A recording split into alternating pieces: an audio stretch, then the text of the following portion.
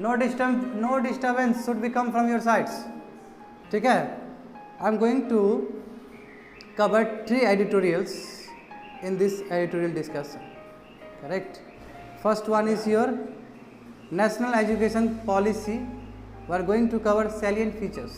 क्या main characters है इसके, जो न्यू एजुकेशन पॉलिसी आया है इसमें क्या नए नए चीज़ बदलाव किए गए हैं, क्या राजीव गांधी के टाइम में हुआ था और उससे पहले क्या एजुकेशन पॉलिसी था, उसके बारे में भी हम लोग चर्चा करेंगे। ये पूरी तरह से 360 व्यूज़ है। सेकंड में इसी चीज़ से रिलेटेड है क्रिटिकल अप्राइजर, एडवांटेज क्या है, डिसएडवांटेज क्या है, लूफॉल्स क्या है, यही प्रिंस पूछ रहा था उस दिन। ठीक है, और हम उसको बोले थे कि मटेरियल तैयार हो रहा है, आके बात करेंगे। मैं दुर्भाग्य की बात यह है कि आज वो एब्सेंट है। उसके पास चल गया, पढ़ ले। ठीक है ना, एनीवे वो यूट्यूब से देख लेगा। Third one is your artificial intelligence ecosystem. ठीक है, एआई का बात की है। देखो हम लोग कुछ दिन पहले बात किए थे कि हेल्थ केयर सेक्टर में कैसे एआई और क्लाउड कंप्यूटिंग कैसे ऐड कर सकते हैं, और इसमें जाने थे हम लोग कि कैसे आर्टिफिशियल इंटेलिजेंस के हिसाब से रॉ डेटा कैसे तुम्हारा आउटपुट डेटा में कन्वर्ट हो जाएगा, कि यानी कि डेटा दे दिया और वो अपने ही हिसाब से बोल रहा है कि आप फलना फलना डायग्नोसिस करवाइए, है ना। इसी के बारे में एक 360 व्यू लेंगे इसका भी, आर्टिफिशियल इंटेलिजेंस का भी। ठीक है, हाँ, क्या हम लोग राइट ट्रैक में हैं? तो हम लोग को पता चलेगा कि बिल्कुल हम लोग राइट ट्रैक में नहीं हैं। क्यों? हम लोग सेमीकंडक्टर का भी दौर खो दिए। सेमीकंडक्टर भी हम लोग उतना नहीं बनाए जितना हम लोग को बनाना चाहिए। हम लोग हैविली डिपेंड कर गए, स्पेशली ताइवान से। याद करो, सेमीकंडक्टर बहुत ज़्यादा, साउथ कोरिया, ठीक है, ये सब कंट्री में बहुत ज़्यादा सेमीकंडक्टर बनता है। सेमीकंडक्टर बहुत इंपॉर्टेंट है, जैसे डायट वगैरह तुम लोग पढ़े हो क्लास 12 में, उससे रिलेटेड है। और सेमीकंडक्टर इलेक्ट्रॉनिक्स में सबसे अहम भूमिका निभाता है। और यदि तुम मैन्युफैक्चरिंग हब बनना है इलेक्ट्रॉनिक्स में और तुम्हारे पास सेमीकंडक्टर का कुछ ज्ञान ही नहीं है तो कैसे बनोगे? ठीक है, बिल्कुल बिल्कुल होता है, कंडेंसर वगैरह भी यूज़ होता है। ठीक है, अब देखो कि जो पहला एडिटोरियल है नेशनल एजुकेशन पॉलिसी, जिसका साइलेंट फीचर्स हम लोग करने वाले हैं, ये हिंदू पेपर का लिया गया है। 3 अगस्त दोनों हिंदू पेपर का अलग अलग पेजेस का है। फटाफट सिलेबस निकाल के देखो तो ये कहाँ पे फॉल होता है। तो GS paper 2 social justice and governance, issues relating to development and management of education human resources. ठीक है, फटाफट देख लो। 13 नंबर है, देख लो, जीएस पेपर 2, फटाफट देख लो। ठीक है, तो अब हम लोग बात करेंगे कि नेशनल पॉलिसी ऑन एजुकेशन। ठीक है, तो 1968 में आया था। ठीक है, आज़ादी के बाद नेशनल पॉलिसी ऑन एजुकेशन पहली बार 1968 में आया था। 1968 होगा तो किसका याद आ जाना चाहिए तुमको? ये तुमको इंदिरा गांधी का टाइम का याद आना चाहिए। और इससे बीच में कौन से आए थे? लाल बहादुर शास्त्री आए थे। करेक्ट, ये 60 का दशक है जी, 60 का दशक है। तो ग्रीन रेवोल्यूशन भी एक अपने साइड में चल रहा है 60 और 70 के दशक में। याद करो तुम लोग, पंजाब और हरियाणा रीजन 60-70 था वो। तो अब बात करते कि उस समय क्या रखा गया था, क्या नियम थे एजुकेशन को लेके। तो देखो, acceptance of common structure of education across the country and most states introduce 10+2+3, है ना, मैक्सिमम 10 तक, वही सेकेंडरी, 2 हायर सेकेंडरी और 3 तुम्हारा कॉलेज। ठीक है, और ये एक्चुअली ब्रिटिश से लिया गया था। तुमको यदि देव याद है तो हम तुमको ब्रिटिश का एजुकेशन पॉलिसी भी बताए थे एजुकेशन पॉलिसी इंडिया में इम्प्लीमेंट हुआ, तो वहीं से डायरेक्ट लिया गया चीज़ है। बताए थे तुमको कैसे वेस्ट बंगाल का बहुत सारा यूनिवर्सिटीज़, कलकत्ता यूनिवर्सिटीज़ को कैसे वो प्रभावित किया गया था उस समय, और उसको हाँ बिल्कुल, और उसको क्रिएट लंदन यूनिवर्सिटी के लाइन पे क्रिएट किया गया था। याद है? बिल्कुल, हाँ, याद आ रहा है सभी चीज़? थोड़ा बहुत तो आइडिया होगा दिमाग में तुमको। तो ये जो हम लोग क्या किए कि 1968 के एजुकेशन पॉलिसी के तहत हम लोग क्या किए, मैक्सिमम स्टेट्स ने 10+2+3 का स्ट्रक्चर अपनाया। ठीक है, common scheme studies for boys and girls as well as science and mathematics were made compulsory. Girls and boys के लिए, दोनों के लिए कॉमन स्कीम बनाई कि दोनों ही सेम पढ़ेगा। ठीक है, पहले गर्ल्स के लिए कुछ और कंसेप्ट था, गर्ल्स के लिए कुछ रीजनल लैंग्वेजेस में पढ़ा देते थे, तो बहुत त्रुटि था। जेंडर जस्टिस का बात करोगे तो एजुकेशन भी तो बराबर मिलना चाहिए। दूसरा चीज़ क्या था कि साइंस और मैथमेटिक्स को कंपलसरी कर दिया। देखो, ये भी यहाँ से भी तुम लोग बोल सकते हो कि साइंटिफिक टेम्परमेंट करना है तो बच्चे लोग शुरू से साइंस और मैथ पढ़े। क्यों साइंटिफिक टेम्परमेंट? आप भूगोल पढ़ोगे, आप ज्योग्राफी पढ़ोगे, हिस्ट्री पढ़ोगे तो दैट इज डिफरेंट एस्पेक्ट। आप मैथमेटिक्स पढ़ोगे, साइंस पढ़ोगे तो वो लॉजिकल थिंकिंग देगा आपको। करेक्ट। देखो, what are the pitfalls, drawbacks क्या है? पिटफॉल मतलब ड्रॉबैक्स क्या था 1968 का एजुकेशन पॉलिसी में? तो detail strategy of implementation with financial organisation support was missing. जो फाइनेंशियल सपोर्ट होना चाहिए, जो ऑर्गेनाइजेशनल सेटअप होना चाहिए इस पॉलिसी को इम्प्लीमेंट करने के लिए, वो मिसिंग था। बात समझे? क्योंकि खाली कॉपी में लिख दिया नहीं होता है ना, उसको पहुंचाना पड़ता है, डिसेंट्रलाइज करना पड़ता है, डिस्ट्रिक्ट लेवल पे, विलेज लेवल पे पहुंचाना होता है। वो missing, grass root, very good, grass root तक पहुंचाना होता है, वो मिसिंग था। क्यों? क्योंकि फाइनेंशियली कमी था और ऑर्गेनाइजेशनल सपोर्ट का कमी था। बहुत सारे प्रॉब्लम्स थे, access, quality, quantity, utility and financial outlay, कितना पैसा कहाँ पे राशि वो करना है, स्पेंड करना है, ये सब चीज़ का भी क्लैरिटी नहीं था। उससे कुछ कर देते हैं और उसी की वजह से अभी भी देखते हो कि गैंजेटिक प्लेन में बहुत सारे गवर्नमेंट स्कूल अभी भी प्रभावित है। तो अभी जो चीज़ है वो कहीं ना कहीं हिस्ट्री से डायरेक्ट कनेक्टेड है। आप ये भी बोले थे कि 1960s में पॉपुलिस्टिक मेजर्स पे ज़्यादा खर्चा है। Very good, social welfare and education health पर ज़्यादा। बिल्कुल बिल्कुल, ये क्या था कि हाँ बिल्कुल, तभी तो हम लोग 1991 में पूरी तरह से क्रश कर गए थे। अब देखो नेशनल पॉलिसी एंड एजुकेशन, उसके बाद क्या हुआ कि ये 68 का जो फेलियर हुआ है, ये तो फेल कर गया, इसमें पीट फॉल्स है, लू फॉल्स है, इसलिए हम लोग फिर 86 में लाए। यही राजीव गांधी के टाइम का था ये जी, 86। तो 86 में हम लोग क्या किए कि जो जो लू फॉल्स उसमें था 68 में, उसको दूरी करने का प्रयास किया। मैं इसमें भी बहुत सारा त्रुटि आ गया, अब इसको दूर करने के लिए अब लाए हैं 2020 का क्रोनोलॉजी, समझे? तो पहला क्या है, इसमें हम लोग क्या किए कि free and compulsory education up to 14 years of age, boys हो गर्ल्स हो दोनों को 14 ईयर्स तक फ्री एजुकेशन दिया जाएगा। ठीक है। मॉडर्न करिकुलम, नए नए स्टैंडर्ड के सिलेबस बनना शुरू हो गए कि बच्चे लोग ये पढ़ेंगे। तीसरा क्या है, removal of disparity with special emphasis on women. देखो SC ST को, वुमेन को, जो तबका है, वल्नरेबल सेक्शन है, वो सबको फोकस किया गया कि सबका साथ सबका विकास, इंक्लूसिव डेवलपमेंट। एजुकेशन तो सबके लिए होना चाहिए, तभी वो तबका जो इतना शोषित तबका है उसको यदि प्रभावित करना है, उसको अपलिफ्ट करना है तो एजुकेशन देना बहुत ज़रूरी है ना। तो ये तुम्हारा 1986 के प्रोग्राम में एजुकेशन पॉलिसी में इंक्लूसिव डेवलपमेंट का एजुकेशन को लेके था एलिमेंट। कहने का मतलब ये हुआ। वोकेशनल ट्रेनिंग पे बात किया गया, वही स्किल डेवलपमेंट पे, मगर तुम इसको एनालिसिस करोगे, यहाँ पे नहीं लिखा होगा शायद, मैं इसके बारे में तुम डिटेल पढ़ोगे तो ये मैसिव फेल्यूर था। वोकेशनल ट्रेनिंग तो लिख दिए थे 86 में, वो नहीं कर पाए जो सोचे थे। नॉन डिटेंशन है प्राइमरी स्टेज पे कोई बच्चा फेल नहीं होगा। ठीक है। इससे क्या होगा कि मनोबल हाई रहेगा, क्योंकि बचपन में ही तुम उसको फेल कर देते हो तो क्या आगे बढ़ने का प्रेरणा नहीं मिलेगा। इसलिए अभी भी सिस्टम में देखते हो कि बच्चे को बहुत टाइम दिया जाता है, मगर जब हम लोग स्टूडेंट थे या फिर तुम लोग भी जो स्टूडेंट थे तो डिटेंशन वाला प्रॉपर्टी था कि लास्ट टर्म में यदि फेल कर गए कोई भी सब्जेक्ट तो तुम उसी क्लास में रहोगे। इससे क्या हुआ कि बच्चे लोग का सुसाइड रेट बहुत ज़्यादा बढ़ा और drop rate, school drop rate जो बोलते हैं, बच्चा लोग पढ़ाई छोड़ने लगा। जब छोड़ने लगा तो एजुकेशन से दूर होगा तो बच्चा भटकेगा ही। एजुकेशन देखो, ह्यूमन बीइंग तो क्या है, आफ्टर ऑल एनिमल है ना, सोशल एनिमल कहते हैं। ये एजुकेशन नहीं दोगे तो एजुकेशन के अंदर ही तो मोरल वैल्यूज़, एथिकल वैल्यूज़ आते हैं, तो बच्चे लोग का रास्ता भटक जाएगा। तो ये समझे कि डिटेंशन नहीं होगा प्राइमरी स्टेज। यही अभी जस्ट यही बात किए थे तुम लोग से कि प्राइमरी स्टेज में एजुकेशन सबसे इम्पॉर्टेंट होता है। क्यों? बच्चे का ब्रेन उसी समय डेवलप होता है। तो ये भी तुम बोल सकते थे पॉइंट उस समय कि सर डिटेंशन वाला जो प्रॉपर्टी है वो नहीं हो, नहीं मतलब अब तो जोड़ के बोल सकते हो ना। देखो, focus on early childhood care and education, वही सेम चीज़ है कि छोटे बच्चे का कैसे केयर हो और कैसे एजुकेशन वहाँ पे पहुँचाए। केयर मतलब क्या कि माल नरिशमेंट है तो मिड डे मील खिलवा दीजिए, नरिशमेंट का ही बात है।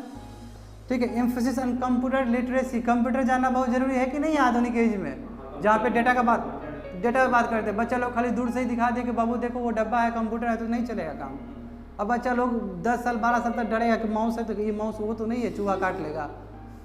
हम लोग प्राइवेट स्कूल में देता है। तो इसका मतलब बच्चे लोग को छोटे से ही कंप्यूटर का भी नॉलेज देना जरूरी है, जो कि 1986 में हुआ था। ठीक है। Exam should discourage memorisation, exam ऐसा हो कि मेमोरी पावर, जो रॉटन लर्निंग है, रट के जाकर पास कर देते हो, उल्टी कर देते हो पेपर में और नंबर मिल जाता है। उल्टी करना बाबू, यहाँ पे वो उल्टी करना नहीं है, यहाँ पे बोलने का मेटाफोर है। ठीक है। कॉपी पेस्ट करना, तुम काहे वो कर लेती हो, चेहरा बना दी, मेटाफोर समझो ना। ठीक है ना, है ना, बहुत सारे है ना मेटाफोर है, जहाँ पे बोला कुछ और जाता है, समझाने के लिए कुछ और बोलाता है। तो ये रॉटन लर्निंग है, जहाँ पे क्या है कि आप जो याद कर रहे हो वही जाके लिख दे रहे हो। तो जब लिख दे रहे हो तो क्रिटिकल थिंकिंग कहाँ पे हो रहा है, रीजनिंग नहीं हो रहा है। ये चीज़ को घटाने का प्रयास 1986 के एजुकेशन पॉलिसी में किया गया था। ठीक है। Adult education to remove illiteracy from the masses, adult education भी लाए, बड़े बड़े को भी एजुकेशन देंगे, बूढ़े लोग को भी है था, ये पॉलिसी था और में रहता है बिल्कुल।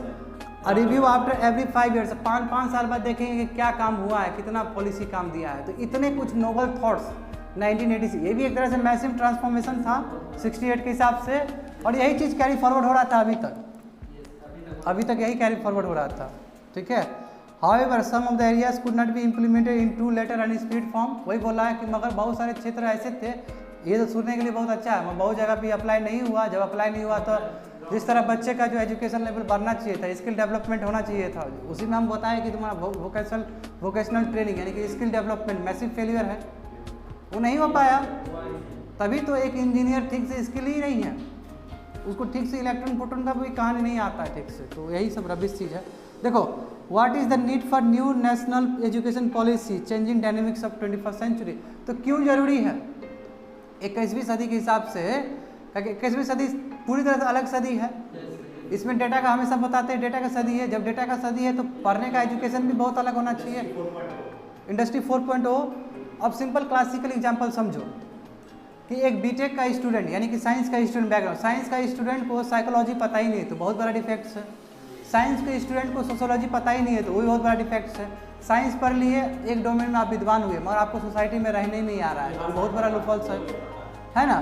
तो यानी कि कहने का मतलब है कि आपको पूरा अधिकार होना चाहिए कि आपको जो सब्जेक्ट से पढ़ना है, चाहे स्ट्रीम अलग हो, साइंस में आप फिजिक्स ले लिए, इकोनॉमिक्स उठा लिए उधर से, कॉमर्स से, ठीक है ना, आर्ट्स से आप हिस्ट्री उठा लिए, इस तरह का फ्लेक्सिबिलिटी होना चाहिए ताकि आप जो करना चाहते हैं, आपका थॉट प्रोसेस है जिसमें आपको मज़ा आता है, वो हर एक सब्जेक्ट से आप ले पाए।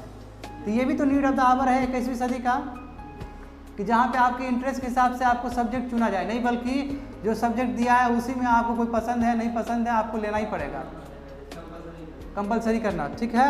तो वही बोला कि देखो 21st सेंचुरी का डिमांड क्या है, क्रिएटिविटी डिमांड है, इनोवेशन, क्रिटिकल थिंकिंग हमेशा बोले हैं, कम्युनिकेशन बहुत ज़रूरी है ना बाबू।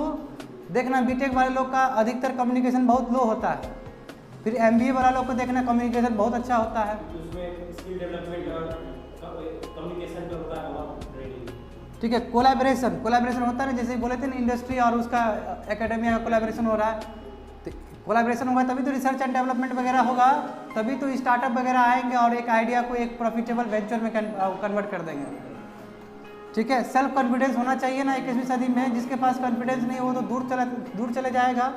यानी कि 21वीं सदी में ये सभी 4-5 जो फैक्टर्स है सभी का इंपॉर्टेंट है। जब ये इंपॉर्टेंट है तो आपका एजुकेशन पॉलिसी भी इसी हिसाब से होना चाहिए, है ना, जो आपके क्रिएटिविटी को बल दे, जो आपके सेल्फ कॉन्फिडेंस को बल दे, जो आपके इंटरेक्शंस को, कम्युनिकेशंस को बल दे, क्रिटिकल रीजनिंग को, थिंकिंग को बल दे, समझे। तो इसलिए failure of early childhood care and educational concept, जो एजुकेशन कॉन्सेप्ट पहले था 1986, वो मैसिव फेलियर है।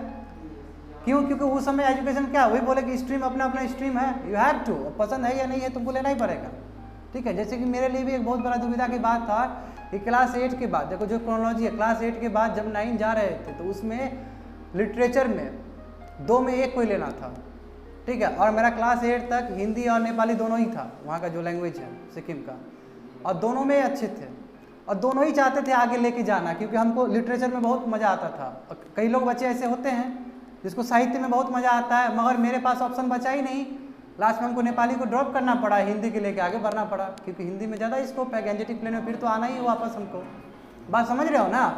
मगर क्यूरियोसिटी तो हमको नेपाली पढ़ने में भी था, नंबर भी बराबर आते थे, नंबर बराबर आने का मतलब क्या है कि क्यूरियोसिटी दोनों में, मगर ये चीज़ लूपहोल्स था कि नहीं था।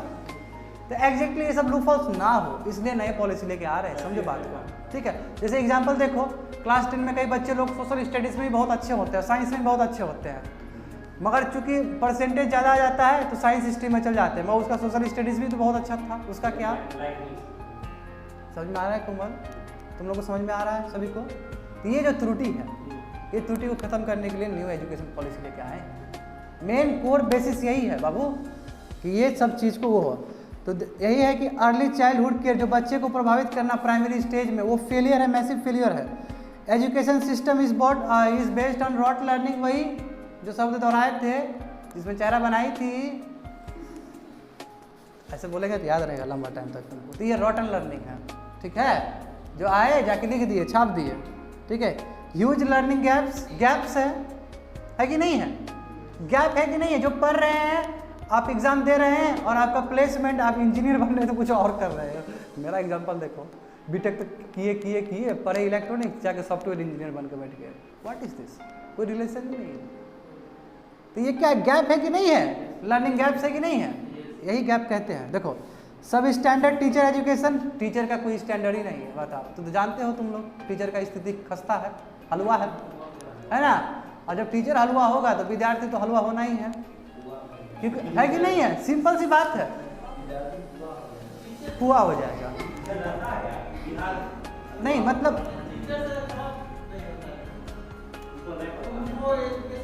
नहीं, सब स्टैंडर्ड जो वर्ड दिया है, सब स्टैंडर्ड टीचर एजुकेशन, मतलब टीचर का एजुकेशन ही उस लेवल पे नहीं है स्टैंडर्ड ढंग से। देखो, पहले बात मेरा समझो। अभी तुमको थोड़ी देर में डेटा बताएंगे, हम देंगे डेटा, तो उसमें तुमको ये जानने को मिलेगा कि बहुत सारे टीचर एलिजिबल भी नहीं है टीचर बनने के लिए, जो तुम्हारा तो प्राइमरी एजुकेशन में होता है, सेकेंडरी में होता है। क्यों? एलिजिबिलिटी क्राइटेरिया पास ही नहीं किए हैं, और उनको टीचर का कोई, अरे आए दिन यूट्यूब पे वीडियो देखो ना, ABCD भी गलत पढ़ा रहे हैं सब। टीचर तो बन गया, लेकिन आपको सिस्टम में जो पढ़ा हुआ है, तो इसके तो ऐसा टीचर जुड़ा के आगे खत्म हो गया। नहीं, सुनो बात नहीं, कोई बात नहीं, उसको पता नहीं तो कोई बात नहीं, मगर तुम ये बात समझो, टीचर का क्वालिटी जीरो है, बहुत सारे टीचर का। सिंपल सी बात है, टीचर के कांटेक्ट में बच्चे लोग आते हैं, स्पेशली मैं और नीचे जाऊँ, मैं बड़ा आदमी का बात नहीं कर रहा हूँ, बड़ा आदमी में भी खराब होता है, नीचे लेवल बात करो, प्राइमरी एजुकेशन। APPLE को ADDLE लिखा दे रहे हो, एडल हो जाएगा, बच्चा लोग वही एप्पल को एडल बोलते जाएगा। कहने का मतलब क्या है कि आप शुरू में ही बोले ना प्राइमरी स्टेज इंपॉर्टेंट है, तो वहाँ से बच्चा लोग ABCD कल बोले थे कि नहीं बोले थे कि ABCD को ऑपो बोल रहे हैं। ये तो है, इसमें तो कोई दो मत नहीं। अरे यार देखो, ये उत्तर प्रदेश में तो तुम्हारा हमेशा ही तुम्हारा ऑपरेशन स्टिंग ऑपरेशन होता है, इसका बिहार में भी होता है। तुम क्या हमको बोल रहे हो? तुमको नहीं पता ये चीज़? इसको नहीं, पहले इंटर और ये ग्रेजुएशन लेवल पे ही बहाली हो जाता था, उसमें कोई ट्रेनिंग नहीं होता था, कोई बीएड का नहीं था। देखो, करप्शन तो है बिल्कुल, टीचर का क्वालिटी कम है तो करप्शन ही है।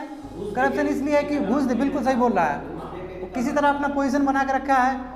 अब यदि वही तो बोले कि यदि टीचर गलत होगी, टीचर को पता नहीं है और टीचर गलत पढ़ा रहा है, तो बच्चा गलत पढ़ रहा है, और वही बच्चा बड़ा होगा कि नहीं होगा, तो गलत सीखेगा। अब जो तुम्हारे अंदर डिफेक्ट्स आए इतना साल में, उसको क्या तुम रिमूव कर दोगे इतना जल्दी? हो सकता, बात समझ में आया ना? तो ये वर्ड का मीनिंग ये है, सब स्टैंडर्ड, इसको बोलते हैं सब स्टैंडर्ड। स्टैंडर्ड नहीं है, सब स्टैंडर्ड तो इसका लो है। सब standard teacher education, research and development working in silos. जो रिसर्च एंड डेवलपमेंट है बाबू, रिसर्च एंड डेवलपमेंट जरूरी है ना क्रिएटिविटी के लिए। अब एक स्कूल या एक यूनिवर्सिटी अपने हिसाब से रिसर्च कर रहा है, कोई अपने हिसाब से कर रहा है, साइलोज में कर रहा है, साइलोज मतलब इंडिपेंडेंट कर रहा है। कोलैबोरेशन होना चाहिए ना, इधर से रिसर्च किए, इस यूनिवर्सिटी से भी रिसर्च किए, ताकि कोलैबोरेट होकर नेशन बिल्डिंग में हेल्प हो। मगर रिसर्च एंड डेवलपमेंट क्या हो रहा है? साइलोज में काम हो रहा है। तो ये भी तो बहुत बड़ी दिक्कत वाली बात है। अभी देखो, lack of school and teacher accountability, school का कोई अकाउंटेबिलिटी ही नहीं है।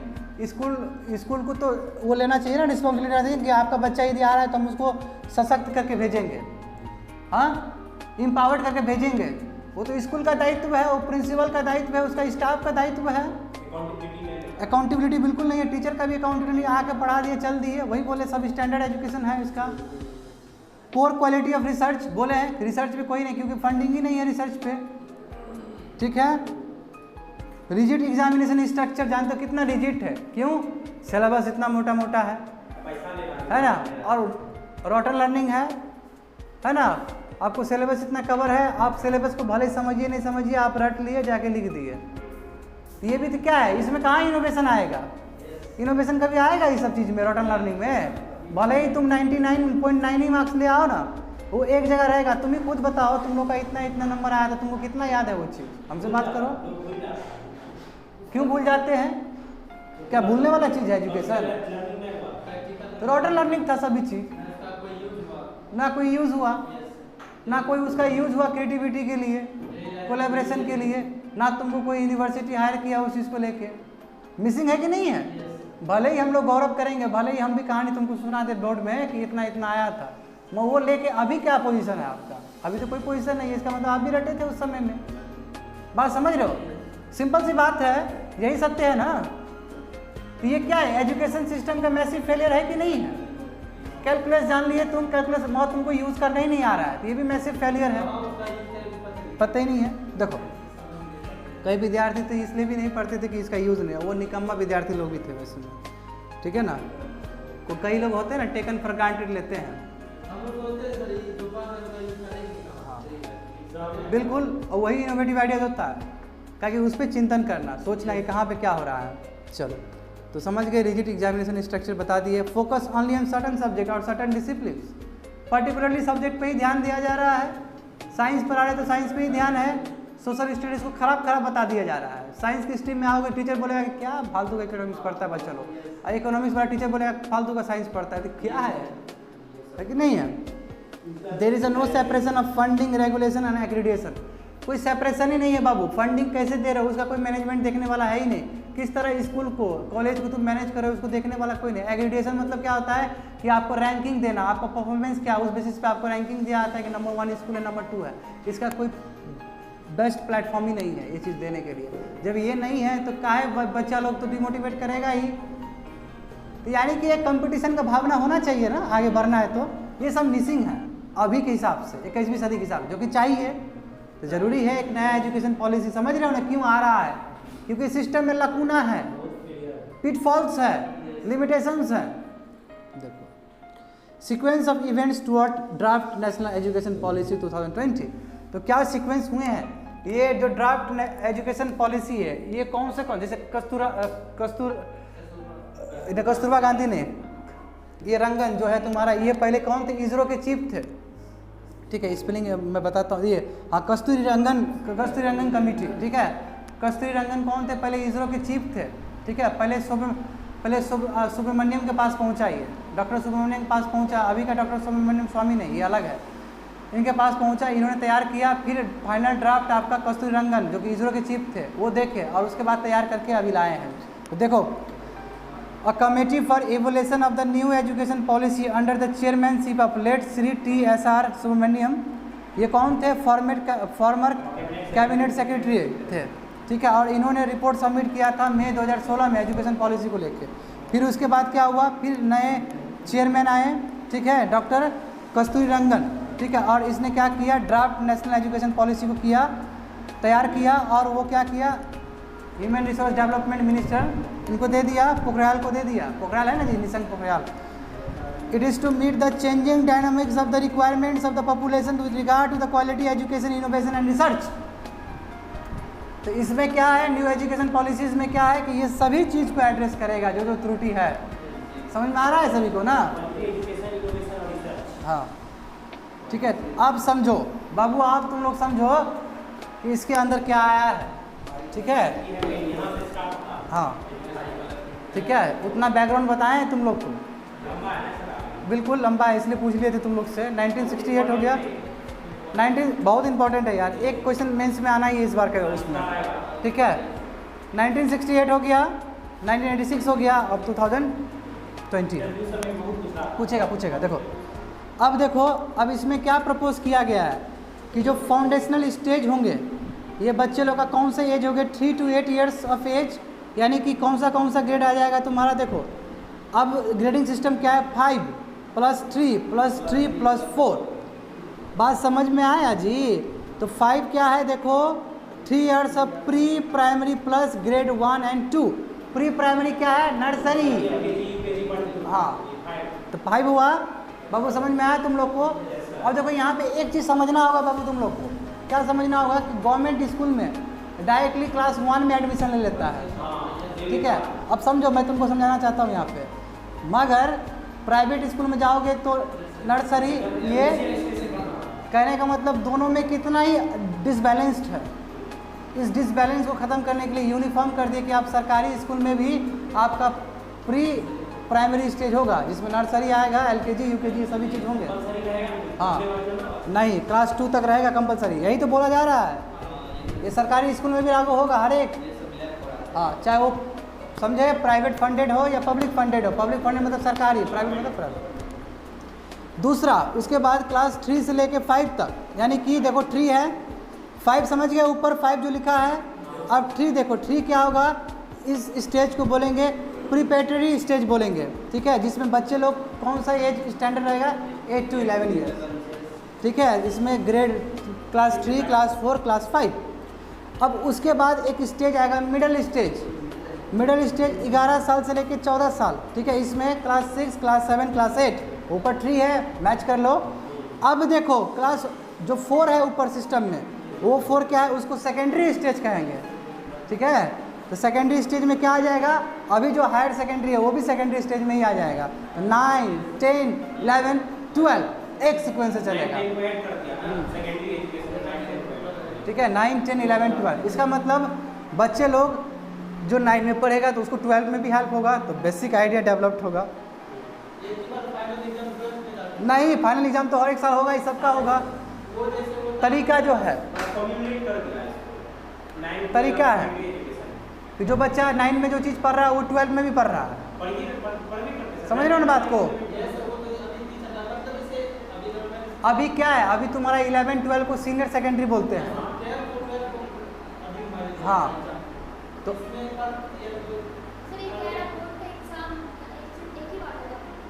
बोर्ड का एग्ज़ाम, बोर्ड एग्ज़ाम होगा, वो तो होगा। 10 और 12 का तो होगा ही। ये नहीं समझे, पहले 10 था, 10 के बाद 11, 12 एक साथ पढ़ते हैं कि नहीं पढ़ते हैं? 11, 12 को एक तब बोलते हैं, एक साथ बोलते हैं। अब एक साथ किसको बोला जा रहा है? 9, 10, 11, 12।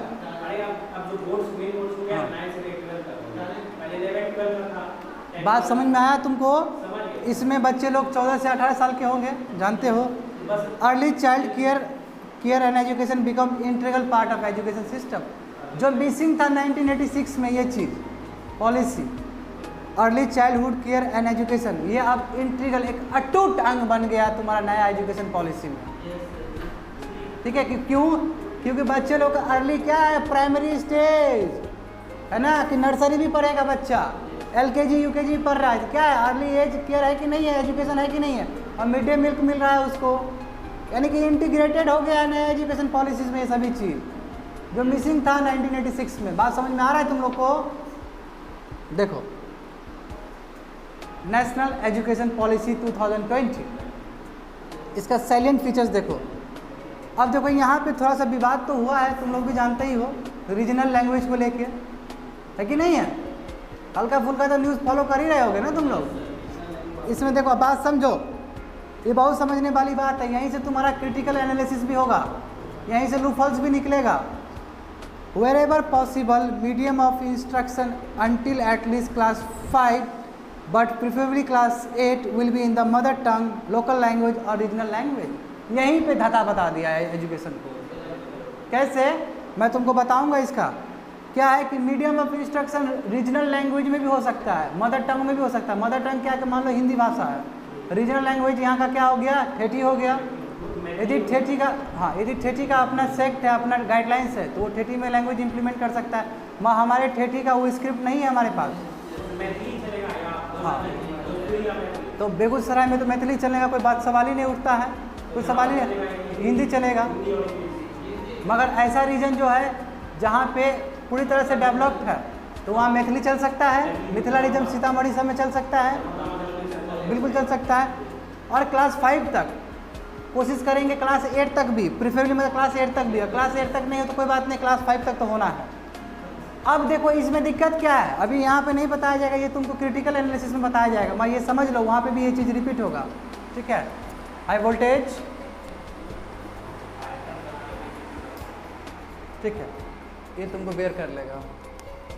देखो तो इसमें क्या है, इसमें ये है कि बाबू जब तुम क्लास 5 तक रीजनल लैंग्वेज में पढ़ाओगे और बच्चे लोग को कहीं ना कहीं कदम जब आगे बढ़ेगा, बच्चा लोग को तो इंग्लिश तो पढ़ना ही है। बचपन में इंग्लिश पढ़ाया ही नहीं और अचानक तुम क्लास 5 के बाद इंग्लिश पढ़ा रहे हो, तो बच्चा ग्रैब कर पाएगा उस लैंग्वेज को? ये भी तो एक बहुत बड़ा सवाल है। तो फिर तो यही जो स्थिति है तुम्हारा एंजाइटी ट्रेंड का, वही हाल हो जाएगा, है कि नहीं है? नहीं, सोच समझ के दिया है, मगर सोच समझ के और भी सोचना चाहिए था। एक ऑप्शन तुम्हारा इंग्लिश का भी खुला ना, हालांकि देखो ये, हालांकि ये क्या है, ड्राफ्ट है, पॉलिसी है, ठीक है ना, अभी पार्लियामेंट में भी पास नहीं हुआ। अब ठीक है ना, यदि पार्लियामेंट में पास नहीं हुआ तो लॉ नहीं बनेगा। नहीं लॉ नहीं बनाई, पॉलिसी है, लॉ कहाँ से बना यार। ठीक है, लॉ बनने के लिए पार्लियामेंट का सत्र होना चाहिए। कोविड-19 है अभी। हाँ सुनो, ये पॉलिसी है। देखो अब ये समझो कि पॉलिसी और लॉ में क्या अंतर है। ये मैं बाबू तुम लोग समझो, थोड़ा संविधान का भाषा समझो। पॉलिसी और लॉ में क्या अंतर है। लॉ जब आप पार्लियामेंट में पास कर देते हैं तो सबको मानना ही पड़ता है, लागू होता ही है। पॉलिसी क्या होता है, पॉलिसी जो ही नहीं कि लागू होता ही होता है। कोई स्टेट लागू भी कर सकती है, कोई स्टेट लागू नहीं भी कर सकती है। क्योंकि तुम लोग जानते हो कि एजुकेशन कंकरेंट लिस्ट में आता है, यानी कि सेंटर का भी अधिकार है और स्टेट का भी अधिकार है। ये बात मान रहे हो। तो ये केवल अभी पॉलिसी है। तो बहुत सारे स्टेट अपने इस पावर का यूज़ कर सकते हैं कंकरेंट लिस्ट का। तो बोलते क्या बोल सकते हैं कि कंकरेंट लिस्ट में है, मेरा भी एजुकेशन पे अधिकार है, हम आपकी पॉलिसीज़ को नहीं मानते, खंडन कर देते हैं। तो सेंटर उस पर ज़बरदस्ती नहीं कर सकती। यदि सेंटर को ज़बरदस्ती करना है उसके बाद भी तो सेंटर पार्लियामेंट में लॉ बनाए।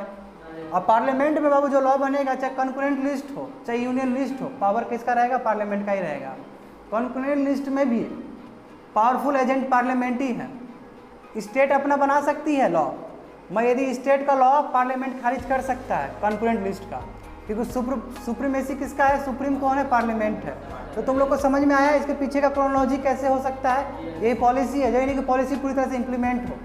तो बात समझे कि इसमें मदर टंग का बात है, जो कि सबसे बड़ा डिफेक्ट्स है न्यू एजुकेशन। इसी को लेके तो इतना बड़ा बखेड़ा खड़ा हो गया इंडिया में। बिल्कुल, तुम लोग कौन से दुनिया में हो यार, हमको समझ ही भी नहीं आ रहा है। कुछ पढ़ने का गुण तो एक रत्ती नहीं है तुम लोग के अंदर। ठीक है, पढ़ा रहे तभी बताओ। ये चीज़ तो इतना चीज़ है कि मतलब एक हफ्ता तक टॉपिक में रहा है। हालांकि इलेक्ट्रॉनिक मीडिया में ये सब चीज़ नहीं दिखता है, मगर सोशल मीडिया से तुम लोग तो एक्टिव हो ना जी। बस यही पता है क्या। सॉरी बोलो, जोर से बोलो, बिग लाउड। हाँ बिल्कुल, बहुत अच्छा। मनीष सिसोदिया इसके ऊपर कॉन्फ्रेंस किया था, है ना। और उसने बोला, उसने भी लूफा, क्योंकि मनीष सिसोदिया क्योंकि मनीष सिसोदिया वहाँ का एजुकेशन मिनिस्टर है दिल्ली का, और उसने बहुत अच्छा काम किया है एजुकेशन को लेकर दिल्ली में। तो उसका वॉइस बहुत इंपॉर्टेंट है। ठीक है, देखो दूसरा देखो, ह्यूमन रिसोर्स डेवलपमेंट का जो वो था वो चेंज हो गया, अब एजुकेशन मिनिस्टर बनेगा। पहले एचआरडी मिनिस्टर होता था ना, अब चेंज कर दिया गया। मैं ये देखो गौरतलब ये करने वाली बात है कि 1986 से पहले भी तुम्हारा बताए थे कभी किसी दिन एजुकेशन मिनिस्टर ही था। वह एचआरडी, राजीव गांधी का सरकार क्या किया, उस टर्मिनोलॉजी को बदल के एचआरडी कर दिया। अब फिर ये टर्मिनोलॉजी चेंज हुआ, एजुकेशन मिनिस्टर। बात समझ में आ रहा है ना जी। अब इस पे क्या बोला जा रहा है कि जो पब्लिक स्पेंडिंग जो on education by state centre, यानी कि सेंटर और स्टेट दोनों मिल के जो पब्लिक स्पेंडिंग करेगी। देखो बाबू, स्पेंडिंग है, इन्वेस्टमेंट नहीं है। ये समझने वाली बात है। क्यों, स्पेंडिंग में रिटर्न नहीं होता है, इन्वेस्टमेंट में प्रॉफिट आता है आपको। तो वर्ड को भी समझो, ठीक है ना। वेलफेयर, वेरी गुड, वेलफेयर है 6% जीडीपी का होल 6%, और अभी देखोगे तो लगभग 3.5% किया जाता है। हाँ चाहिए ना, जैसे हेल्थ केयर पे भी बहुत ज़्यादा खर्च करने का बात था। हेल्थ पे तो लगभग तुम्हारा 2 से लो है, बिलो 2% अब जीडीपी है, 1.8 के आसपास है। ठीक है ना, 3 बिलो 2 बोल रहे हैं हम। ठीक है, अब देखो new curriculum to include 21st century skills like coding and vocational integration along with internship from class 6। देखो कितना अच्छा बात किया। 21वीं सदी को डिमांड को समझने के लिए कोडिंग कितना इंपॉर्टेंट है ना। अभी तुम जाओ इंजीनियर लोग क्या है, सॉफ्टवेयर, हम लोग तो कोडिंग ही किए हैं खाली बैठ के। कोडिंग ही होता है। कोडिंग मतलब क्या होता है, कोड करना, अच्छे से डेटा को इंटरप्रेट करना। तो यदि आप शुरू से ही क्लास 6 के बाद ही बच्चे लोग को डिजिटल ज्ञान देते हैं तो अच्छी बात है ना। तो बच्चा लोग बाद में भूखा नहीं मरेगा, उसके बाद स्किल रहेगा। तो वोकेशनल ट्रेनिंग, स्किल डेवलपमेंट, ठीक है। और यही चीज़ चाइना में बहुत ज़्यादा होता है कि नहीं है। अभी आर्टिफिशियल इंटेलिजेंस में एक बात और आएगा कोडिंग के बारे में जिक्र, समझ लो। अब देखो हुआ क्या कि पहले एक ही रेगुलेटर था, ये सभी चीज़ को देखने के लिए मात्र एक रेगुलेटर। एजुकेशन तो बहुत बड़ा चीज़ है ना। तो अब क्या हुआ कि रेगुलेटर भी चेंजेस हुए हैं। रेगुलेटर को भी 4 भाग में डिवाइड कर दिया गया है, अभी बताएंगे नीचे। देखो, new umbrella regulator, higher education commission of India for all higher education. ठीक है, नए अम्ब्रेला, एक अम्ब्रेला रेगुलेटर मतलब क्या कि अलग अलग रेगुलेटर उसके अंदर काम करेंगे। अम्ब्रेला मतलब एक पूरी तरह से सेंट्रलाइज बड़ा रेगुलेटर। ठीक है, अम्ब्रेला ओढ़ते हो तो क्या तुम आ जाते हो, 2-3 आदमी भी कवर हो सकता है ना। बोलने का सेंस देखो, new under new umbrella regulator higher education commission of India for all higher education. जो हायर एजुकेशन है, हायर एजुकेशन मतलब क्या, कॉलेज का, मास्टर्स का, उसके लिए तुम्हारा कौन सा कमीशन बना है, higher education commission of India, ठीक है। मगर ये चीज़ मेडिकल और लीगल कोर्सेज पे अप्लाई नहीं हुआ। लीगल कोर्सेज मतलब क्या है कि संविधान जो लॉ कर रहे हो, ठीक है, और मेडिकल फील्ड, इसके लिए ये अप्लाई नहीं हुआ। कौन, higher education commission of India, ठीक है। It will absorb arts and science, arts and science सभी आएंगे, technical, teacher education, and will ensure a level playing field for public and private players. तो जितने भी ये चीज़ जिक्र किए हैं, पब्लिक प्लेयर्स को किस तरह पार्टिसिपेट करना है, एजुकेशन में लगवाना है। प्राइवेट प्लेयर्स थोड़ा देखो, प्राइवेट प्लेयर्स आते हैं तो एजुकेशन सिस्टम अच्छा हो जाता है ना। ये सभी चीज़ को लाने का जो काम करेंगे वो higher education commission of India करेंगे, जो किसके अंदर आते हैं, एक रेगुलेटर के अंदर। यही है तुम्हारा higher education commission of India, यही तुम्हारा अम्ब्रेला रेगुलेटर है। समझ में आ रहा है ना सभी चीज़। तो अब देखो इट विल, अब इसका यही तुम्हारा अम्ब्रेला रेगुलेटर, यानी कि कहने का मतलब higher education commission of India, इसके अंदर 4 वर्टिकल्स होंगे, 4 पार्ट्स होंगे, जो कि पहले मिसिंग था। वो 4 पार्ट्स क्या है, 4 वर्टिकल्स क्या है, हायर एजुकेशन ग्रांट्स कमीशन, अभी यूजीसी था ना, यूनिवर्सिटी ग्रांट्स कमीशन, यूनिवर्सिटी को ग्रांट करना है, उसको यूनिवर्सिटी का दर्जा देना है तो वहाँ से एफिलिएट करना पड़ता था। तो उसी तरह देखो कि higher education grants commission, higher education यानी कॉलेज है तो वहाँ से उसको परमिशन मिलेगा, हाँ आप कॉलेज का वो रखते हैं, ठीक है। दूसरा क्या है, national higher education regulatory authority, ये दूसरा है। तीसरा क्या है, प्रोफेशनल फ्रेम सेटिंग अथॉरिटी। देखो चौथा है जो कि सबसे इंपॉर्टेंट है, नेशनल एग्रीडेशन अथॉरिटी, रैंकिंग तैयार करना, कौन सा कॉलेज सबसे बेटर परफॉर्म कर रहा है पॉलिटेक्निक में, कौन सा कॉलेज सबसे बेटर परफॉर्म कर रहा है बीटेक में, कौन सा कॉलेज एमबीए में कर रहा है। रैंक दोगे तब कंपटीशन होगा ना। तो ये हुआ एग्रीडेशन अथॉरिटी, यानी कि ये 4 अथॉरिटी तुम्हारा higher education commission of India के अंदर 4 वर्टिकल्स तैयार हो रहे हैं नए एजुकेशन पॉलिसी के तहत। बात समझ रहे हैं, ये मैसिव ट्रांसफॉर्म बाबू खराब नहीं है।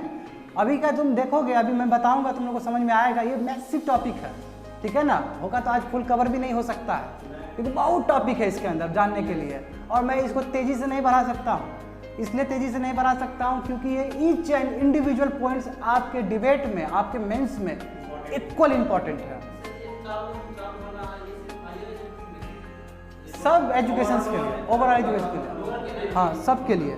वही तो बोल रहा है तुम्हारा किसके लिए है, science and technical and teacher education, सभी बोला है। देखो इट विल एब्जॉर्ब, मतलब इसके अंदर आएंगे आर्ट्स एंड साइंस भी आएंगे, टेक्निकल एंड टीचर एजुकेशन भी आएंगे, ठीक है। ये अब इसके अंदर 4 वर्टिकल्स को डिवाइड कर दिया गया है, जो मैं बता चुका हूँ तुम लोग को, समझ गए। अब देखो, अब पहले आंकड़ा देखो, ये बात तो हो गया, पहले आंकड़ा देखो कि स्थिति क्या था। बाबू स्थिति ये था कि इंडिया का बात करोगे तो लगभग बच्चे जो स्कूल जाते हैं, ठीक है, स्कूलिंग सिस्टम हमारे भारत में बच्चे लोग 25 करोड़ स्टूडेंट विद्यार्थी जाते हैं स्कूल पढ़ने के लिए, स्कूल मतलब क्लास 12 तक, ठीक है।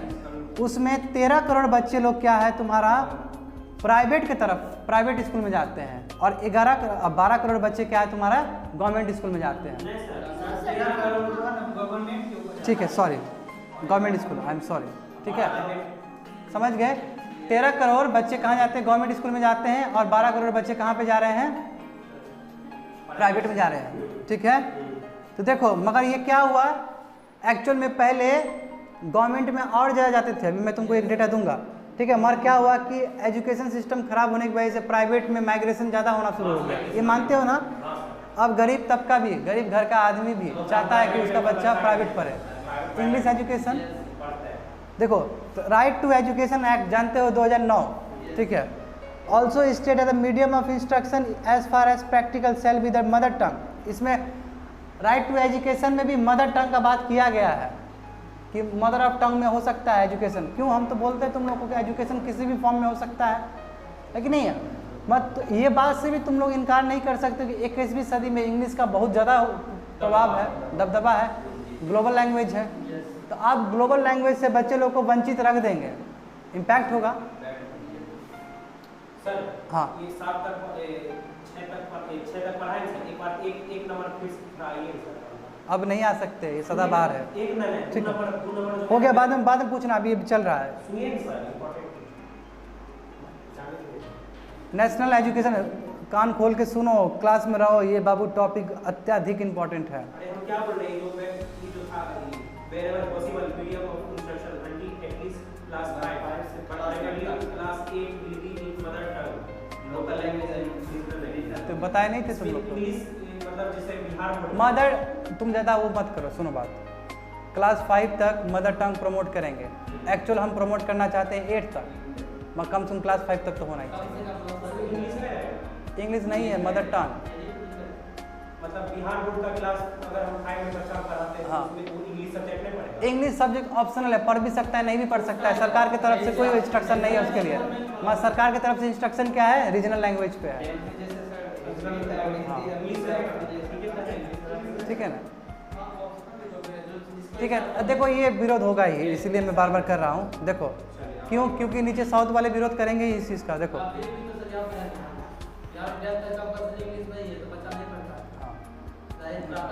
पता है लेकिन कंपल्सरी तो वही यहाँ जो एग्जैक्टली तुम सही बोले वो पॉइंट आउट है ना। देखो अब और देखो 6 नंबर हो गया, और 7th नंबर देखो, flexible holistic multi undergraduate course of 3 to 4 years duration, क्या है, the institute of eminence and central university will take the lead. देखो क्या क्या बोल रहा है, फ्लेक्सिबल हो, कोई बर्डन ना हो, एकदम आराम से हो, हॉलिस्टिक अप्रोच मतलब सबको लेके चले, ठीक है, और मल्टी डिसिप्लिनरी हो। मल्टी डिसिप्लिन मतलब ये कि साइंस के साथ आपका आर्ट्स भी है, इसी को बोलते हैं मल्टी डिसिप्लिनरी, ठीक है। अंडर ग्रेजुएट हो, ग्रेजुएशन कोर्सेज हो, 3 साल से लेकर 4 साल का कोर्सेज हो सकता है कि नहीं हो सकता है, ठीक है। इससे पहले बीएड कितना था, 3 साल का कोर्स था, अब इसमें भी 4 साल का बात करने का बात किया गया है, थोड़ी देर में बताएंगे तुमको, ठीक है। और इस चीज़ को जो देखेगा, flexible holistic multi disciplinary under graduate course हो रहा है कि नहीं हो रहा है, इसको कौन करेगा, लीड करेगा, इसको तुम्हारा इंस्टीट्यूट ऑफ एमिनेंस जो बहुत अच्छे इंस्टीट्यूट है, या फिर तुम्हारा जो सेंट्रल यूनिवर्सिटीज़ है, ये सब मिलके इसको देखेगा कि ये सब चीज़ इंप्लीमेंट हो रहा है कि नहीं हो रहा है, क्योंकि दायित्व बनता है सेंट्रल यूनिवर्सिटीज़ का, है कि नहीं है, कि ये चीज़ फॉलो हो रहा है कि नहीं हो रहा है। तो सर हम ये भी बोले थे कि अभी जैसे हम बीएससी करते हैं, बीए करते हैं, 3 साल लगता है, वो 4 साल। हाँ बिल्कुल, तुम कौन सा लाइन पे सब बोलते, वही रिपीट करते हो यार, वही तो बोले हम, सुनते नहीं हो क्या तुम, वही स्टेटमेंट दोहरा दोगे क्या? अभी जस्ट हम तुमको बीएड के बारे में बोले हैं। बीएससी का नहीं है, अभी बीएससी का ऐसा कोई बात नहीं है 4 साल होगा, ऐसा कुछ नहीं है, कोई 4 साल का कंपलसरी नहीं किया है, और बीएड का कंपलसरी कर दिया है, हाँ कंपलसरी, ऐसा कुछ नहीं है, उसका कुछ नहीं। देखो college affiliation to be phase out in 15 years, college will be able to grant degrees without university. देखो अभी क्या होता है कि बहुत सारे कॉलेज होते हैं और यूनिवर्सिटी से एफिलिएशन मिलता है ना, कि एक कॉलेज का 20-25 भी रहता है, सॉरी एक यूनिवर्सिटी का 20-25 भी कॉलेज एफिलिएटेड रहता है, ठीक है, हाँ बिल्कुल सही बोले तुम। अब ये क्या बोला जाए कि जो कॉलेज एफिलिएशन है ये 15 साल में फेज आउट होगा, और कॉलेज को इंडिपेंडेंट चांस मिलेगा कि कॉलेज खुद ही अपना एफिलिएट कर सकती है, उसको कोई भी यूनिवर्सिटी से एफिलिएशन करने की जरूरत नहीं है, वो खुद आप सेल्फ सर्टिफिकेशन कर सकती है, ठीक है ना, क्योंकि इससे धांधलीबाजी होता है कि क्यों अब एक यूनिवर्सिटीज़ के नाम पे कोई ख़राब कॉलेज भी चल रहा है, तो यूनिवर्सिटीज़ का भी तो नाम तो खराब डूबेगा। दूसरा देखो, दूसरा ये भी समझो कि यदि यूनिवर्सिटीज़ के हिसाब से कॉलेज चल रहा है तो कॉलेज का इंडिपेंडेंट पावर भी तो खत्म हो रहा है। क्यों? कॉलेज अपने लेवल पे कुछ से कुछ पढ़ा दिया, मगर जब बच्चे एग्जाम देने के लिए आ रहे थे यूनिवर्सिटीज़ पेपर रिलीज़ कर रहा है। जैसे तुम्हारा अभी जाते हो, ये पढ़ते हो बाबू जीडी कॉलेज में, तो दरभंगा यूनिवर्सिटी से आता है ये सभी चीज़, है कि नहीं है? कुछ पता नहीं चलता तुमको जीडी कॉलेज का, फैसला नहीं लेगा। अब जीडी कॉलेज को ही हम दे दें कि एप्लीकेशन आप है, आपका डिग्री मान्यता है, तो जीडी कॉलेज अपने हिसाब से इंडिपेंडेंट थॉट करेगी, अपने हिसाब से डिग्री देगी और एजुकेशन सिस्टम को और प्रभावित करने का प्रयास करेगी। समझ में आया बात? देखो ये समझने वाला, ये डेटा समझो। देखो ये क्या किया गया है कि न्यू एजुकेशन पॉलिसीज़ में सरकार ने क्या किया कि हम gross enrolment ratio in higher education, यानी कि हायर एजुकेशन मतलब क्या है बाबू, 11-12 कॉलेज, ठीक है, इसमें क्या करेंगे हम लोग, जो बच्चे लोग आते थे उसका हम ज़्यादा बढ़ाएंगे। तो बच्चे लोग क्या है तुम्हारा, अभी तक बच्चे लोग यदि 2018 का सेंसस लोगे तो 100 बच्चे में मात्र 26 बच्चे ही, ये पर्टिकुलर एज ग्रुप मतलब क्या, 18 साल से लेकर 23 या 24 साल तक, है ना, 23-24 साल तक बच्चे कॉलेज में रहते हैं ना, जो स्टैंडर्ड है। 18 साल क्लास 12 का स्टैंडर्ड है, 18 साल मतलब 16-17 साल, ठीक है ना, 18 साल फाइन। तो अब तुम 19 साल, 20 साल, 21 साल, 22 साल, 23 साल, 4 साल 5 साल कर दो, या 3 साल 4 साल कर दो। कोर्स अलग अलग है, किसी का 3 साल है, किसी का 4 साल है कि नहीं? तो कहने का मतलब 18 के बाद 22 या 23 साल का जो एज ग्रुप है, ये बच्चे लोग कितना पढ़ने के लिए आ रहे थे 2018 के सेंसस के हिसाब से, मात्र 26% था। इसको हमको बढ़ा के 50% तक ले जाना है 2035 तक। ये मैसिव एक बहुत अच्छा थॉट है, क्यों? बच्चा जितना जुड़ेंगे उतना ही अवेयर होंगे, उतना ही सशक्त होंगे, ठीक है। टू इंश्योर दिस, इसके लिए क्या करना होगा? हमें 3.5 करोड़ सीट्स हायर एजुकेशन में बढ़ाने होंगे। यानी कि समझ रहे हो हायर एजुकेशन मतलब क्या हुआ बाबू? 12th से लेके तुम्हारा कॉलेज तक, इसमें क्या करने हैं हमें, हम लोग को स्पेशली कॉलेज लेवल का हम लोग 3 यानी कि 3.5 करोड़ सीट्स क्रिएट करने होंगे, तभी तो इतना इनरोलमेंट हो पाएगा ना। आपको हर एक कॉलेज का कैपेसिटी बढ़ाना होगा, कहने का मतलब ये हुआ। 100% gross enrolment in school education by 2030। क्या बोला कि स्कूल एजुकेशन का बात करें तो 100% होना चाहिए, यानी कि जो बच्चे, हर एक बच्चे 2030 तक स्कूल तक आना चाहिए। ये हायर एजुकेशन की बात है, स्कूल तक आना चाहिए। हाँ, 2 crore out of school citizen to reenter the mainstream. अब बोल रहा है कि 2 करोड़ क्या है? टू री इंटर, 2 करोड़ फिर से मेन स्ट्रीम स्कूल एजुकेशन में आए बच्चे लोग। By 2040 all higher educational institution should become multidisciplinary institution. बोला है कि 2040 तक जितने भी इंस्टीट्यूशन है भारत में सब मल्टी डिसिप्लिनरी हो जाए। मल्टी मतलब आर्ट्स चल रहा है, उसमें फिजिक्स भी चल रहा है, यानी कि 2040 एक दिन में, हाँ 2040 दिए हैं, टाइम स्पेन 20 साल दिए। क्यों लगेगा समय? बिल्कुल लगेगा, बिल्कुल। अब उसको कोलैबोरेट किस तरह, मल्टी डिसिप्लिनरी किस तरह करना है, उसके लिए हम 20 साल का स्पेन दे रहे हैं। हाँ बिल्कुल बिल्कुल बिल्कुल, ठीक है। तो नेशनल इंस्टीट्यूट, ठीक है, फॉर पाली, पर्शियन और प्राकृत लैंग्वेज को भी बढ़ाने के लिए, पुराना लैंग्वेज हमारे जो है उसको भी हम प्रभावित किए हैं। पाली को ले आया, पर्शियन भी ले आया, प्राकृत भी ले आया।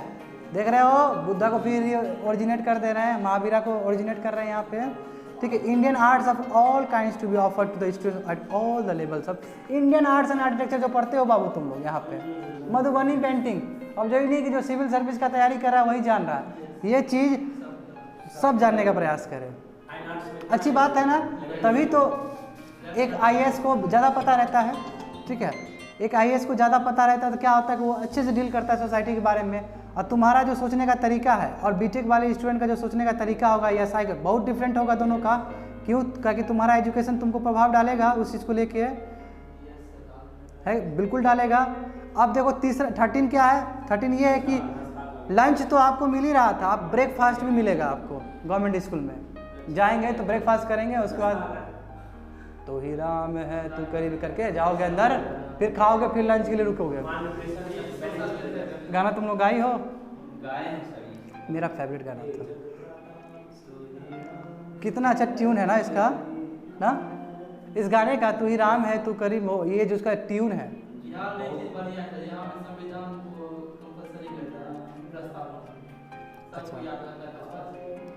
अच्छा, उसमें भी तुम्हारा NCERT में भी संविधान का, कॉन्स्टिट्यूशन का हर एक पेज में देखो, selected university from among the top 100 university in the world will facilitate to operate in India through a legislative framework. क्या बोला जा रहा है कि जो सेलेक्टेड यूनिवर्सिटीज़ है, यानी कि 100 यूनिवर्सिटीज़ जो वर्ल्ड का बेस्ट यूनिवर्सिटीज़ है वो इंडिया में आ सकती है और ऑपरेट कर सकती है, मगर उसके लिए आपको लेजिस्लेटिव फ्रेमवर्क की आवश्यकता है, चाहे वो स्टेट का हो चाहे पार्लियामेंट का हो। क्यों? यदि आके अपने हिसाब से मोनोपोली करे तो दिक्कत है, उसके लिए स्टेट का परमिशन होना चाहिए, उसके लिए सेंटर का परमिशन होना चाहिए, और ये परमिशन किस तरह होना चाहिए? लेजिस्लेटिव फ्रेमवर्क होना चाहिए। लेजिस्लेटिव फ्रेमवर्क मतलब क्या है? पार्लियामेंट से या स्टेट लेजिस्लेटिव असेंबली से। 100 टॉप यूनिवर्सिटी जो वर्ल्ड का बेस्ट है वो इंडिया में आके अपना इन्वेस्ट कर सकती है, ब्रांच खोल सकती है, बिल्कुल। तो इससे क्या होगा कि हम लोग को काफ़ी कुछ सीखने को मिलेगा वहाँ से। High performing Indian university will be encourage to set up, in fact India का भी जो बहुत बढ़िया यूनिवर्सिटीज़ है, जैसे IITs हो गए, जैसे बेंगलोर का वो हो गया, ठीक है, तो ये भी बाहर जाके कर सकते हैं, अपना ब्रांच खोल सकते हैं, ठीक है। Common entrance examination for admission to universities and college to be conducted by national testing agency. जो कॉमन एंट्रेंस एग्जामिनेशन होगा यूनिवर्सिटीज़ के लिए, कॉलेज के लिए, ठीक है, कॉमन है सबके लिए, एक ही होगा, ठीक है। टॉपिक अलग अलग हो सकता है, आपका पर्टिकुलरली में जाते हैं, पर्टिकुलर हर एक का पर्टिकुलर होगा, जिस ब्रांच में हम जाना चाहते हैं उसको जो सेंट्रल अथॉरिटी होगी जो टेस्ट करेगी उसका नाम क्या है? National testing agency. Board exam for class 10 and 12 to be continue. जैसे अभी पूछी थी तुम हमसे, तो हम बोले थे क्लास 10 एंड 12 पे जाएगा, मगर देखो but will be reform to eliminate need for coaching classes and test core competency. मगर जो कोचिंग क्लास का इतना बड़ा जो धड़ल्ले से मिसयूज़ किया आता है ना, कि स्कूल में नहीं पढ़ाते हैं, वही टीचर कोचिंग में बुलवा रहा है, उसको ख़त्म करने का प्रयास किया जाएगा। ठीक है, और देखो ये चीज़ एग्जैक्टली तुम लोग को यूपीएससी में भी देखने को मिलेगा। स्पेशली तुम लोग से हम साझा कर रहे थे तो बताए थे ना कि 2018 में जो यूपीएससी में पेपर प्रीलिम्स का पूछा गया था, वन ऑफ द टफेस्ट था लिखा, मैंने बताया था ये तुम लोग को। ठीक है, तो कोचिंग वाला का भी दिमाग खराब हुआ था। ठीक है ना, बोले थे ये बात, क्यों कोचिंग वाला भी फेल कर गया, कोचिंग वाला भी इतना जो मेहनत किया ये भी फेल कर गया कि प्रिडिक्ट नहीं कर पाया। तो क्या चाहती है ये इंस्टीट्यूट सब, ये चाहती है कि बच्चे लोग कोचिंग नहीं जाए, सिलेबस से समझ खुद से तैयारी करें या फिर किसी के मेंटरशिप में करें। मेंटरशिप में करना और कोचिंग जाना दो अलग चीज़ है ना। कोचिंग जाते हैं तो यहाँ पे बच्चे लोग का एक्सप्लॉयटेशन होता है मनी को लेके, और एक बहुत बड़ा इंडस्ट्री खड़ा होता है। जैसे कि मैं दिल्ली का हर समय तुमको एग्जांपल देता हूँ, ठीक है ना। और यही कारण है कि आपका जब मार्केट बढ़ता है तो जो गरीब तबके के बच्चे लोग हैं वो नहीं पहुँच पाते हैं। और यहीं पे जो सोशल इनइक्वलिटी का बात करते हैं, एजुकेशन इनइक्वलिटी का बात करते हैं, तो दिख जाएगा तुमको, तो कहाँ से इंक्लूसिव डेवलपमेंट हो पाएगा, ये भी तो समझने वाली बात है। ठीक है, तो और 19 नंबर देखो कि ऑटोनोमस बॉडी, जो बॉडी क्या है, the national education technology forum, ये बनाया जाएगा। ये किस लिए बनाया जाएगा, आपके एक्सचेंज ऑफ आइडियाज़ जो टेक्नोलॉजी को आप यूज़ करके, ठीक है, जो लर्निंग को आप बढ़ा रहे हैं, असेसमेंट कर रहे हैं, प्लानिंग कर रहे हैं, एडमिनिस्ट्रेशन कर रहे हैं, ये सभी चीज़ को, यानी कहने का मतलब साइंटिफिक टेम्परामेंट को, एग्जैक्टली साइंटिफिक टेम्परामेंट को बल देने के लिए हम क्या करेंगे, नेशनल एजुकेशन टेक्नोलॉजी फोरम लेके आएंगे।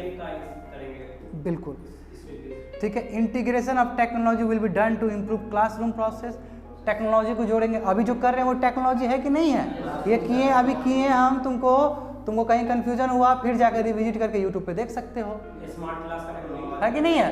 ये तो टेक्नोलॉजी का यूज़ हो रहा है, एक छोटे लेवल पे यूज़ हो रहा है। ठीक है, जैसे प्रोजेक्टर हुआ वो भी टेक्नोलॉजी का यूज़ है, ऑनलाइन एजुकेशन है वो भी टेक्नोलॉजी का यूज़ है बात समझे। आप देखो तुम जो बात कर रहे थे हमसे, by 2030 the minimum degree qualification for teaching will be 4 year integrated BEd course, बोले ना 2030 तक बीएड डिग्री क्या है, 3 साल से 4 साल की तरफ स्विच कर जाएगा।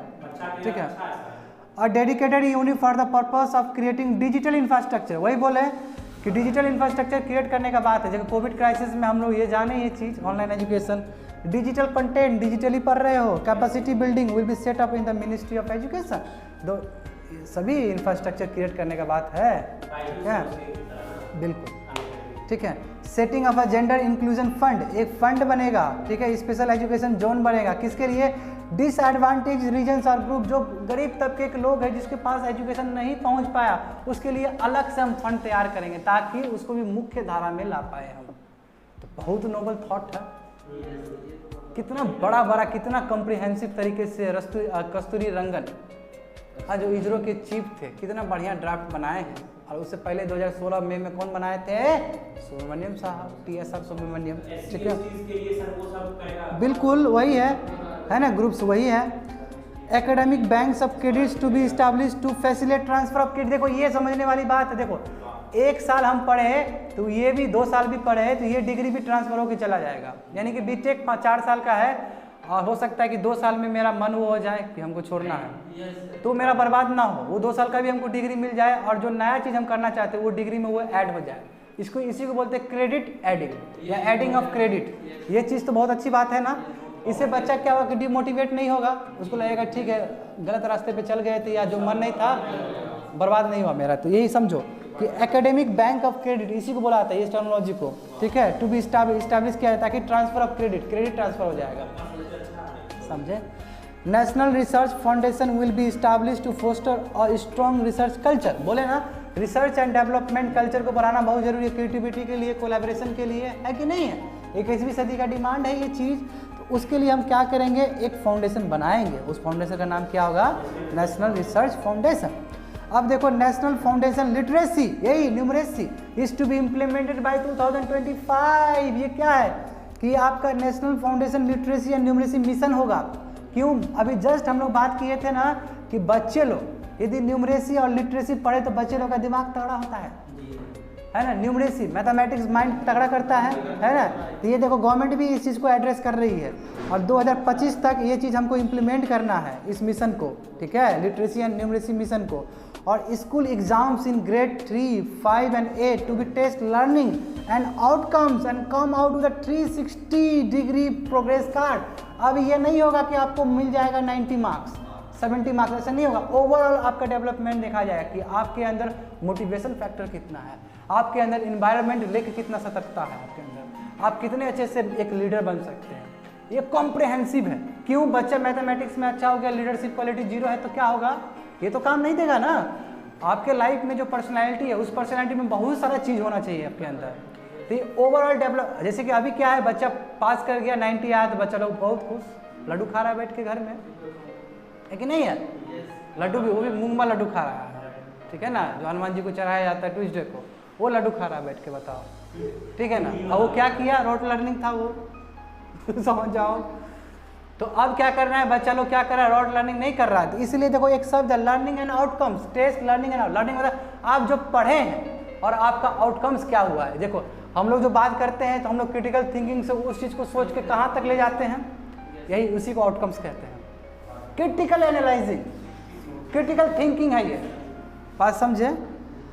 अब देखो नेशनल असेसमेंट सेंटर जो पड़क है, पड़क मतलब क्या है, देखो कितना शब्द का मतलब ही सब पड़कना। अब इसका इंग्लिश में देखो performance assessment review analysis of knowledge for holistic development, यही बात कर रहे हैं हम अभी तक, यही चिल्ला चिल्ला के बोल रहे हैं तुमको कि नेशनल असेसमेंट सेंटर जो पड़क है इसमें क्या है, होलिस्टिक डेवलपमेंट यानी कि 360 डिग्री डेवलपमेंट आपका, ठीक है, to be set up for all recognised school boards, जितने भी है स्कूल सभी में ये किया जाएगा और 360 आपका इवैल्यूएशन होगा। एनसीईआरटी, आप देखो एनसीईआरटी को क्या बदलना पड़ेगा, will introduce the curriculum framework for the new school structure including early child care by the next academic year, यानी कि 2021 एनसीईआरटी को पूरी तरह से अपने सिलेबस को रिवाइज करना होगा और स्पेशली अर्ली चाइल्डहुड केयर यानी कि वो pre education nursery LKG UKG उसके लिए बनाना होगा एनसीईआरटी को, अभी तक तो नहीं बना रहा था। हाँ बात समझे? सुनो अब तो क्यों, सबसे बड़ा सवाल है कि क्यों हर समय हम लोग early child care and education का बात करते हैं। क्या वो कोमल चला देखते ऐसे डांट देंगे, क्या है, व्हाट इज दिस? हाँ अब देखो यही चीज़ हम तुमको बोलना चाहते हैं एग्जैक्टली, क्वेश्चन यहीं से तुमको डिराइव करके बोले थे बाबू, 6 साल का बच्चा का बोले थे ना, यहीं से रिलेट किए थे। बात समझो क्यों इतना क्यों जरूरी है अर्ली चाइल्डहुड केयर और एजुकेशन, तो बात समझो, माइंड का काम समझो।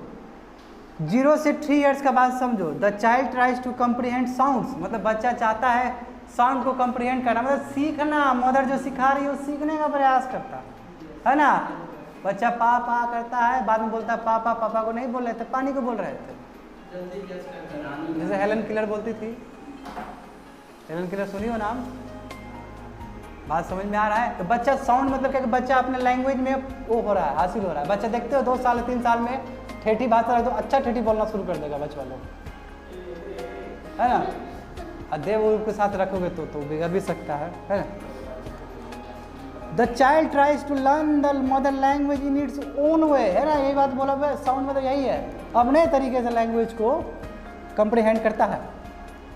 There is a traditional way in which child is taught at Holmes like creating sound, sound बना के बच्चे लोग को सिखाया जाता है ना, है ना, हाँ मुँह का वो करके, ठीक है ना। Creating communication in a peculiar way, बहुत पिक्यूलियर मतलब स्ट्रेंज वे, अलग तरीके से कम्युनिकेट किया जाता है। बच्चे लोग पूछते हैं ना, बच्चा लोग देखो बच्चा लोग ऐसे पूछते हैं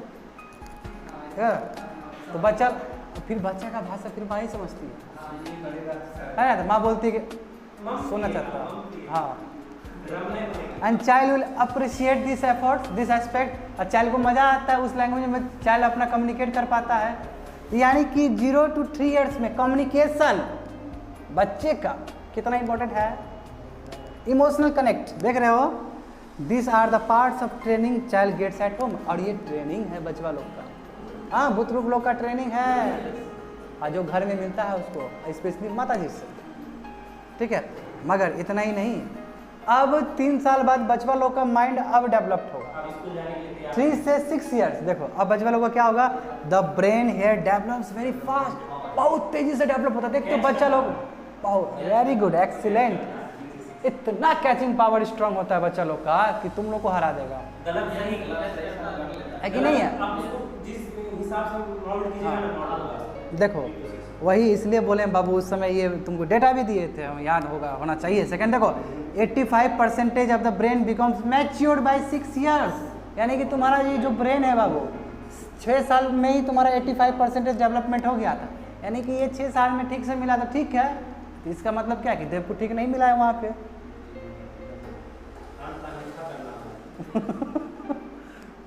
ऐसे ही जोक बोले हैं, ठीक है। तो कहने का मतलब क्या है कि जो आने वाली पीढ़ी है इस चीज़ का ध्यान रखोगे तुम लोग, घर में कोई भी बच्चे हैं, ठीक है, या फ्यूचर में तुम लोग भी जो बनोगे, तो क्या है 6 ईयर से पहले तक बच्चे लोग का ब्रेन डेवलप होता है, ये तो साइंटिफिक रिसर्च है। तो क्या करना है बच्चे लोग को, हॉर्लिक्स बॉर्नवीटा पिला देना है, मजबूत बना देगा, ठीक है। It is a very critical period of learning time, वही बोले ना बहुत क्रिटिकल टाइम है 6 साल से नीचे और 3 साल के बीच में।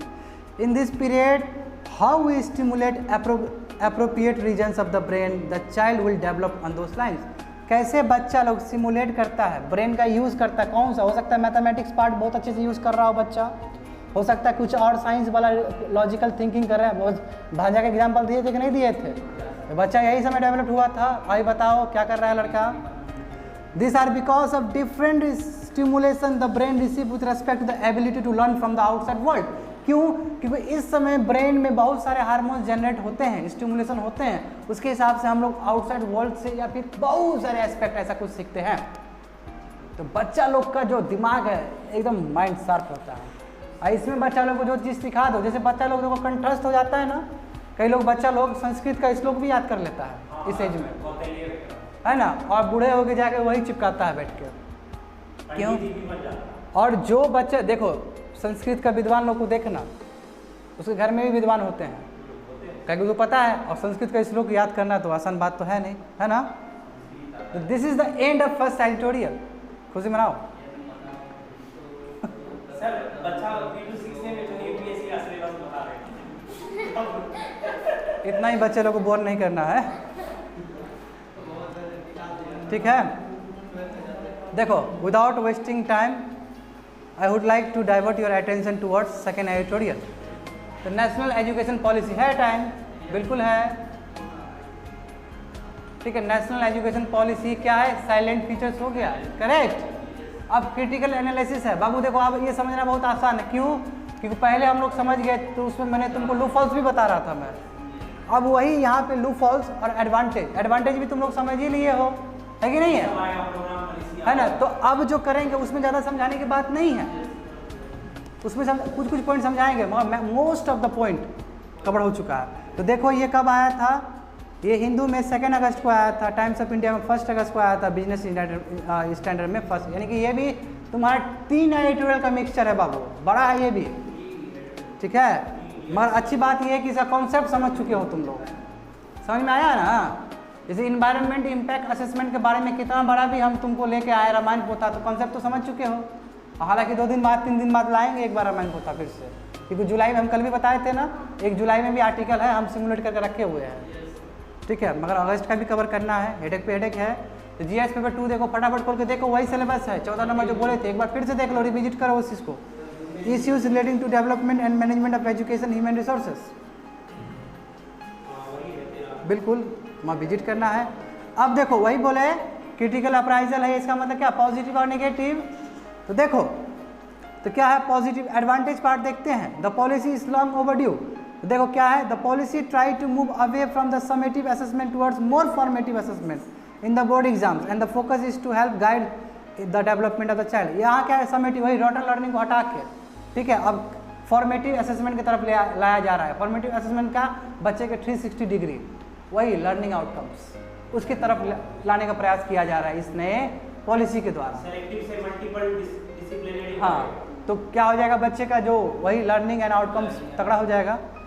दूसरा देखो, cast iron division between science and arts will go away. जो डिवीजन है बहुत बड़ा वो दूर चला जाएगा। बहुत है तगड़ा डिवीजन हाँ, साइंस और तो easing the curriculum bottom with emphasis on concept moves away from the rote learning, सही बात है ना। तो इससे क्या हो जाएगा, क्रिटिकल थिंकिंग कर पाओगे, क्रिएटिव स्किल्स होगा, कंसेप्चुअल बात होगा, इंटरडिसिप्लिनरी कोर्सेज होगा, हायर लेवल्स ऑफ एजुकेशन। इससे क्या होगा कि बच्चे लोग को जो पसंद है उसी की तरफ जाएंगे, अपना रुझान बढ़ाएंगे। और क्या होगा कि जो ड्रॉप रेट्स है, बच्चे लोग ड्रॉप रेट्स भी इसलिए होता है कि उसको पढ़ना जो चाहता है वो नहीं पढ़ पा रहा है, इसलिए भी एक फैक्टर है कि ड्रॉप रेट हो जाता है, यानी कि स्कूल से निकल जाता है या फिर कॉलेज से निकल जाता है। मगर अब बच्चे लोग को हम स्वतंत्र रूप से दे रहे हैं कि बाबू जो पढ़ना है आप पढ़िए, तो ड्रॉप रेट में भी बहुत सुधार आना चाहिए इस हिसाब से, सही बात है। One of the best feature is to launch the mission to achieve basic language and math skill. देखो ये बहुत अच्छी बात है ना कि एक मिशन के तहत क्या है कि वही बेसिक न्यूमरेसी और लिटरेसी जो बात किए थे, क्लास 3 तक क्या होगा, बच्चे 2025 तक क्लास 3 तक इम्प्लीमेंट करेंगे। यानी कि बच्चे लोग को हम क्या कर रहे हैं, प्राइमरी स्टेज में ही बेसिक न्यूमरेसी के बारे में जानकारी दे रहे हैं, मैथमेटिक्स का जानकारी दे रहे हैं।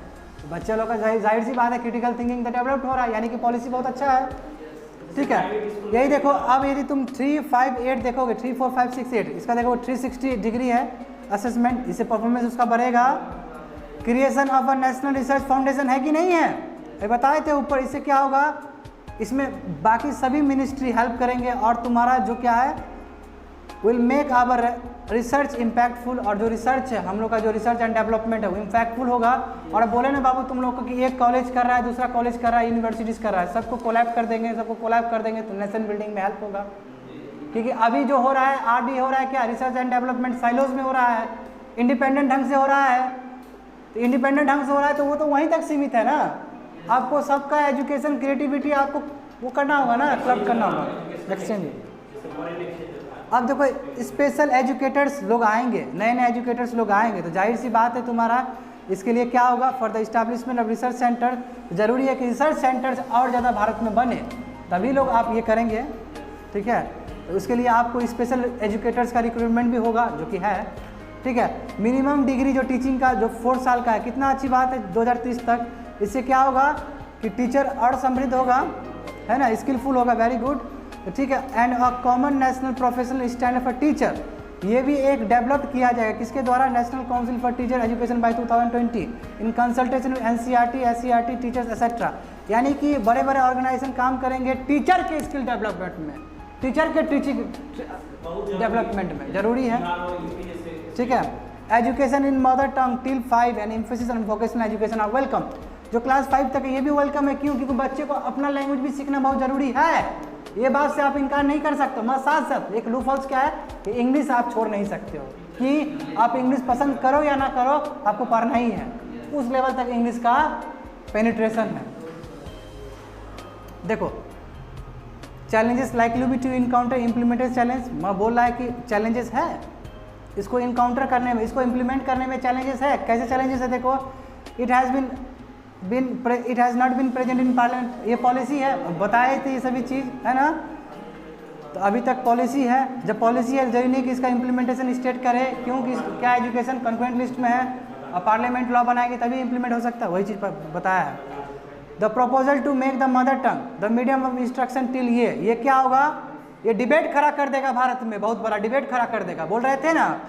और ये क्या बोल रहा है कि एजुकेशन मिनिस्टर क्या बोल रहा है कि ये हर जगह लागू होगा, मगर केंद्र विद्यालय में लागू नहीं होगा। क्यों नहीं होगा केंद्र विद्यालय में लागू, क्यों, ये वही सेंट्रल स्कूल में बोल रहा है कि नहीं करेंगे, तो जब सेंट्रल स्कूल में नहीं करेंगे तो किसी को एक्सेप्शनल छोड़ देंगे तो वो भी दुख की बात है ना, सबको एक धारा में लाना चाहिए, बिल्कुल। देखो अभी भी सही बात है, मिनिस्टर भी चाहता है कि उसका बेटा एजुकेशन इंग्लिश एजुकेशन पढ़े, एक IAS का बेटा भी चाहता है कि उसका इंग्लिश एजुकेशन पढ़े, है कि नहीं, उसके लिए वो स्टेट से बाहर भी कर देता है ना। अब अगर कॉमन पीपल का तो आप समझ रहे कि वो मदर टंग में पढ़े, तो ये क्या है, ये तो हिपोक्रेसी हो गया ना, हिपोक्रेसी है ये, सेंट्रल में इंग्लिश कंपलसरी, हाँ तो गलत बात, वही बोल रहे हैं। देखो ये वो करने में क्या जाता है, तो देखो अभी तो पॉलिसी है, अभी फीडबैक आएगा। देखो the draft higher education India is languishing in the ministry for, देखो जो तुम्हारा जो higher education commission of India बोले थे जिसके अंदर 4 वर्टिकल्स हो गए, ये तो कई 1 साल से मंडरा रहा है HRD मिनिस्ट्री में, अभी इसका तक कुछ काम ही नहीं हुआ। अचानक कहाँ जादू टोना हो जाएगा कि अचानक हो जाएगा, इसका स्ट्रक्चर बन जाएगा, ये भी एक तरह से क्या है, लूपहोल्स है। The proposal for the board of governors for universities का जो गवर्नर्स हो गया अलग अलग जो होंगे वहाँ के सशक्त करने के लिए बोर्ड, उसके लिए भी आपको सेंट्रल और स्टेट यूनिवर्सिटी एक्ट को अमेंड करना होगा। ये जो आपका कानून है सेंट्रल और स्टेट यूनिवर्सिटी एक्ट्स, ये एक कानून होता है, उसमें संशोधन करना होगा, तभी आप गवर्नर को वहाँ पे होल्ड कर सकते हैं, रख सकते हैं वहाँ पे, ठीक है। Cabinet note has been move to set up the national research foundation as a trust under the government, but in order to make a fully autonomous body the act में भी रिक्वायर्ड। बोला है कि ठीक है, आप नेशनल रिसर्च फाउंडेशन के हिसाब से आप क्या किए, मतलब ये बनाए हैं आप, एज अ ट्रस्ट बनाए हैं, मगर आपको फुली बॉडी बनाना है, इंडिपेंडेंट बॉडी बनाना है, तो उसके लिए आपको एक्ट पास करना होगा, कानून बनाना होगा। कानून बनाएंगे तो पार्लियामेंट का बात होगा, पार्लियामेंट में वह डिबेट उठेगा, तो डिबेट उठेगा तो बहुत तरह का बात हो सकता है, पास भी हो सकता है, नहीं भी हो सकता है, ठीक है। फंडिंग का जो बात कर रहे हैं कि 6% ऑफ GDP देंगे, ठीक है, ये बात तो आप 5 डिकेड से कर रहे हैं, 50 साल से कर रहे हैं, अभी तक कहाँ हुआ? बाबा जी का टुल्लू हुआ है, झाल बजाए रखे रहे, कुछ नहीं हुआ है अभी तक। तो आप तो बहुत शुरू से ही हमको मुंगेरी लाल का हसीन सपना दिखा रहे हैं, बहुत कुछ नहीं रहा, but could not be achieve till now, अभी तक नहीं हो। बताओ 5 दशक पहले सोचे थे हम लोग ये चीज़। It is a not clear, 5 decade पहले, समझ रहे हो, 50 साल चल जाओ, 80 के दशक में चल जाओ, 80-70 के दशक में चल जाओ, देखो। It is not clear whether the government in a position to arrange the money for converting affiliated college into degree granting autonomous institution. क्या बोला जा रहा है यहाँ पे? यहाँ बोला कि ये क्लियर नहीं है कि गवर्नमेंट किस पोजीशन पे, वो कहाँ से पैसा लाएगी, ठीक है, और कैसे वो एक कॉलेज को बोलेगी कि ठीक है आप यूनिवर्सिटी से एफिलिएटेड नहीं है तो आप अपना कर लो। तो तुम ये बताओ ना, कॉलेज का लेवल क्या है यहाँ पे? GD कॉलेज को हम दे देंगे तो कितना बुरा स्थिति हो जाएगा GD कॉलेज का। एक तो एफिलिएशन के साथ इतना बुरा स्थिति है, इसको अकेले दे देंगे तो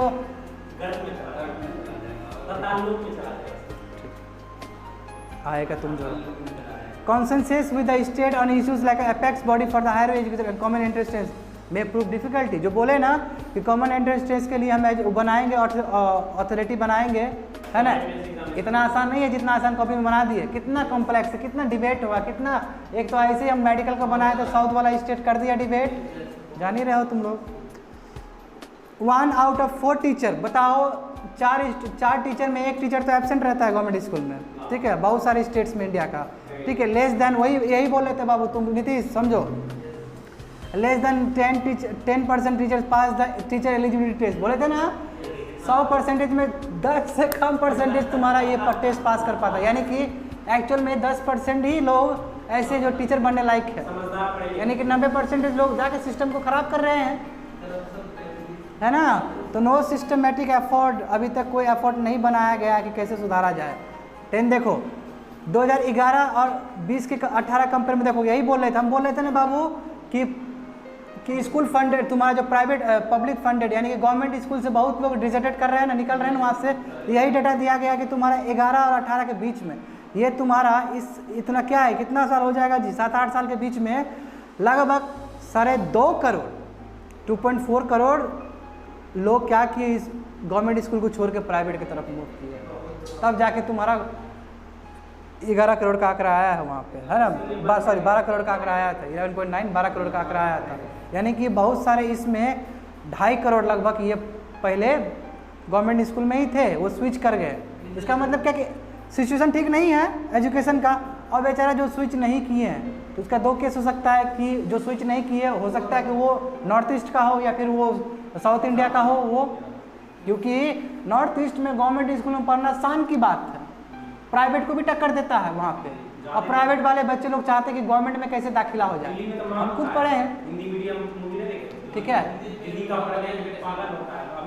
और नीचे देखो साउथ में भी वही है, साउथ में गांव का बच्चा लोग इंग्लिश में बहुत तगड़ा होता है, इसलिए नारियल पानी बेचेंगे तो इंग्लिश में बेचते हैं, भले ही उसका टर्म अलग हो।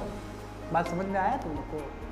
इसका एडवांटेज क्या होता है कि तमिलनाडु से वहाँ से हब है, इंजीनियरिंग का हब है, सिलिकॉन वैली बैंगलोर में है कि नहीं है? तो कभी तुम लोग दिमाग लगाए हो कि सिलिकॉन वैली क्यों कर्नाटक में ही है, बैंगलोर में ही है? इसका कारण है कि वहाँ पे इंग्लिश एजुकेशन है, बताए थे ना इंग्लिश एजुकेशन कितना जरूरी है। इंग्लिश का जब हम क्लास लेते हैं तो बहुत बोलते हैं इंग्लिश क्यों पढ़ना है, तो सबसे पहले यही आता है कि यही समझो इंग्लिश एजुकेशन क्या है, तो वही बोलना चाह रहा है यहाँ पे। तो क्यों प्राइवेट के प्रति जा रहा है, तो यही इंग्लिश एजुकेशन ही कारण होगा, क्वालिटी होगा। अब दूसरा देखो, today almost half of the Indian children are in the private school system, है ना 47 जी, 11.9 क्या है जी, है कि नहीं है, लगभग 50%, ठीक है। और 12 करोड़ क्या है, 12 करोड़, वही 12 करोड़ है तुम्हारा, और making it the 3rd largest in the world, ठीक है ना। प्राइवेट में इतना है, ये प्राइवेट का बोला जा रहा है, प्राइवेट में 50% यानी कि हाफ परसेंटेज है। तो वर्ल्ड में तुम यदि वर्ल्ड का गणित लोगे तो तुमको पता चलेगा कि इंडिया में सबसे ज़्यादा, इंडिया में वर्ल्ड लेवल पे 3rd लेवल पे आता है हाईएस्ट, यानी कि प्राइवेट का कितना बड़ा मोनोपोली है इंडिया में प्राइवेट एजुकेशन का। गवर्नमेंट में 2nd नंबर पे आता है। ठीक है, देख लेना। ठीक है, इंडिया डज ना, देखो इंडिया, देखो इसमें दिक्कत क्या है पता है तुमको? हिपोक्रेसी है यहाँ पे। हिपोक्रेसी मतलब बोलने के लिए कुछ और कर रहे हैं, हो कुछ और रहा है, इसको बोलते हैं हिपोक्रेसी। ठीक है ना, ये शब्द समझो। और सरकार के ओर पे तो हमेशा लालचन लगता है हिपोक्रेसी का। ठीक है, हिपोक्रेसी क्या है कि देखो हमारे जो भारत में, ये समझने वाली बात है, देखो यहाँ समझना होगा तुमको कि भारत में जो स्कूल बना है, एजुकेशन सिस्टम बना है, इसका मान्यता क्या है? पीछे मान्यता ये है बाबू कि स्कूल प्रॉफिट के लिए नहीं होता, ये मान्यता है। मैं यही मान्यता है तो प्राइवेट स्कूल क्यों है? हिपोक्रेसी है कि नहीं है? समझ गए? देखो यही, देखो 12 नंबर समझो, आप समझ में आएगा तुमको कि India does not allow for profit schools, India allow नहीं करता है formally, and national education policy should have said this hypocrisy. ये हिपोक्रेसी को हटाए ना, इस हिपोक्रेसी को हटाने का मतलब क्या है कि इंडिया अलाउ नहीं करता है तो प्राइवेट कैसे स्कूल आ गया फिर?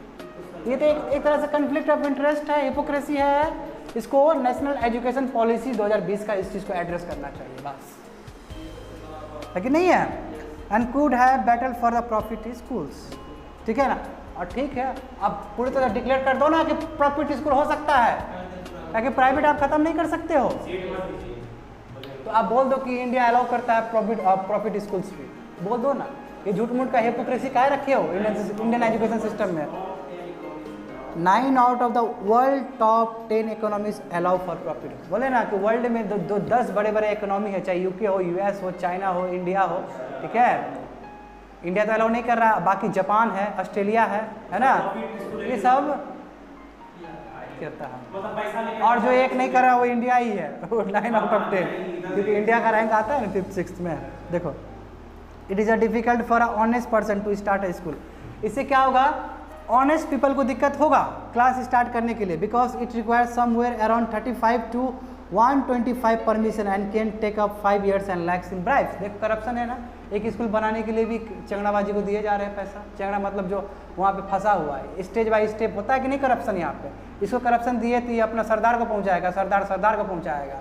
ठीक है ना, तो सरदार के लेवल पे यहाँ पे करप्शन है। ठीक है, और हम चाहते हैं, और हम एजुकेटेड हैं, और हम सक्षम है कि हम एक स्कूल खड़ा करें, तो हमको स्कूल खड़ा करने में सब लूफल्स क्यों? क्योंकि हमको क्लियरेंस बहुत ज़्यादा लेना पड़ता है, परमिशन ज़्यादा लेना पड़ता है। तो ये सब चीज़ को भी तो एड्रेस करना चाहिए ना नेशनल एजुकेशन पॉलिसी। तो क्या क्रिटिकल एनालिसिस हुआ कि नहीं हुआ? Several of the government schools are at the present ghost school with teacher but no student. ऐसा स्कूल है बाबू भारत में, देखो ना, बहुत सारा स्कूल है गवर्नमेंट स्कूल जहाँ पे टीचरें नहीं है या फिर स्टूडेंटें नहीं। इसी को बोलते गोस्ट स्कूल, भूतिया वाला स्कूल। Good private school are very few and 70% parents pay a monthly fee of less than 1000 rupees. क्या बोला है कि गुड प्राइवेट स्कूल भी बहुत कम है। ठीक है, और 70% पेरेंट्स क्या कर रहे हैं? मंथली फेस कर रहे हैं 1000 से 1000 के लगभग। कहने का मतलब क्या है कि गरीब तबका भी बेचारा जो पैसा जमा करके रखने का प्रयास करता है हेल्थ के लिए, दूसरे काम के लिए, पढ़ाने के लिए, बच्चा क्या, वो पेरेंट्स क्या कर रहा है? बच्चे को खर्च कर रहा है, तो पॉवर्टी ट्रैप में जाएगा ही। और वो बच्चा चाहता है कि हम कलेक्टर बने, वो बच्चा चाहता है कि हम IITian बने, तो उसके लिए बेचारा को भेजो वहाँ पे, कोटा भेजो, कोचिंग का कितना मोनोपोली है, दिल्ली भेजो, कलेक्टर बनना है। तो ये एक इंडियन सोसाइटी का एक कितना कैरेक्टरिस्टिक्स है ना, ये भी चीज़ तो आपको एड्रेस करना चाहिए।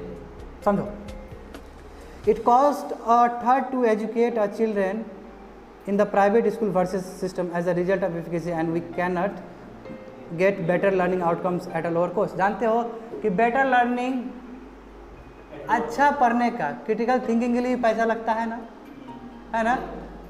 वो जाओगे झुंझुना वाला स्कूल में जाओगे तो कंप्यूटर नहीं मिलेगा, झुंझुना बजाते रह जाओगे वहाँ पे, है कि नहीं है? हाँ, क्या बाबू कि पायल बजाओगे वो भी नहीं मिलता है ना। तो कहने का मतलब है कि यहाँ पे आप जो सीख रहे हैं, लर्निंग आउटकम्स वाला सिस्टम सीख रहे हैं, वो भी पैसा से आ रहा है। ये भी चीज़ तो एड्रेस करना चाहिए। जो गरीब आदमी है कहाँ सीखेगा? कंप्यूटर भी देख रहा है, पैसा से देख रहा है, ठीक है। तो the solution is to fund children not school which was the idea first mooted in 2000, 21वीं सदी के स्टार्टिंग में 2000 है कि नहीं है। ये कॉन्सेप्ट लाया गया था कि स्कूल को मत फंड करिए, चिल्ड्रेन को फंड कीजिए, स्टूडेंट को फंड कीजिए। स्टूडेंट को फंड करिएगा, स्टूडेंट सशक्त हो जाएगा, पैसा हो जाएगा, वो पैसा जाके किसी भी स्कूल में पढ़ सकता है। आप जब स्कूल को फंड कर देते हैं तो रख लेता है, करप्शन कर देता है। हाँ देखो लूफॉल्स हर जगह होता है ना, सिस्टम है। और जितना पॉपुलेशन है उतना वेरिएशन है। अभी तुम ही 1 2 3 4 विद्यार्थी देखो ना, कितना वेरिएशन है। अभी इसमें 20 बैठा दे तो कितना वेरिएशन होगा। हो सकता है तुमसे भी ज़्यादा बोलने वाला आदमी आ जाए, हो सकता है कोमल से कम बोलने वाला भी आदमी आ जाए। कोमल से कम बोलने वाला होंगे ना ठीक है, नहीं बात समझे? कहने का मतलब क्या है कि पॉपुलेशन इतना ज़्यादा है, वेरिएशंस है। मगर 2000 के आसपास क्या किया गया था, ये बोला गया था कि आप क्या करें, स्टूडेंट को फंड कर दें, ठीक है। लैंग्वेज इज स्पीकिंग नहीं, language is speaking and is a natural for our brain. जो लैंग्वेज है, जो लैंग्वेज बोलते हैं वो नेचुरल है ब्रेन के लिए, है ना। क्यों? देखो माइंड में किस लैंग्वेज, अभी बाबू को सोच रही हो कोमल, कुछ भी सोचती हो तो क्या लैंग्वेज में सोचती हो, है ना, उस लैंग्वेज में। तो वही यहाँ पे देखो, language is speaking and is natural for our brain. Brain के लिए नेचुरल है ना, कोई भी थिंकिंग प्रोसेस को बढ़ाने के लिए। तो लिटरेसी क्या है, मगर ये रीडिंग है, राइटिंग है। लिटरेसी मतलब क्या है, बताए थे लिटरेसी रेट का, लिटरेसी का डेफिनेशन क्या होता है बताए थे। कोई भी लैंग्वेज में साइन कर सकता है, लिख सकता है, बूझ सकता है, समझ सकता है कि नहीं है। तो यही है बाबू कि ठीक है, literacy is reading and writing which is to be learn by our brains, correct. Regional language along with English language, यहाँ पे दे दिया ना तुमको सॉल्यूशन ऑथर कि इंग्लिश रीजनल लैंग्वेज के साथ साथ इंग्लिश लैंग्वेज को भी प्रमोट करना एक गुड आइडिया माना जाएगा, ठीक है। क्यों? क्योंकि सब कोई जानता है कि इंग्लिश लैंग्वेज ही एक विंडो है वर्ल्ड के लिए, यानी कि दरवाजा का, वर्ल्ड आउटसाइड वर्ल्ड के लिए एक दरवाजा है, आउटसाइड इंडिया के लिए एक बहुत बड़ा दरवाजा है, ठीक है। And every child from the formation should be focus to learn English. और हर एक विद्यार्थी को इंग्लिश सिखाने का प्रयास करें। यहाँ तो इंग्लिश के लिए कितना बड़ा राजनीति भी होता है, कोई आके ठहरे कर दे इंग्लिश में, हम ही आगे तुमको इतना हम सिखा रहे हैं, इसमें ठेठी बोल रहे हैं, ठेठी का वर्ड यूज़ कर रहे हैं, हिंदी का वर्ड यूज़ कर रहे हैं, तो बोलोगे ठीक है। और यही चीज़ हम एकदम पीक पे इंग्लिश में बोल दें, बोलोगे सर नॉलेजेबल है, नॉलेजेबल है कि नहीं है। तो तुम्हारा धारणा ही चेंज हो जाएगा। क्यों? जस्ट बिकॉज कि मैंने इंग्लिश में ट्रांसलेट कर दिया उसे, मतलब ऐसा तो नहीं है। रियलिटी तो ऐसा नहीं है। तो बात समझ रहे हो कि समाज में भी जो एक्सेप्टेंस है इंग्लिश का, दुरुस्त है कि नहीं है? मानो या ना मानो दुरुस्त है।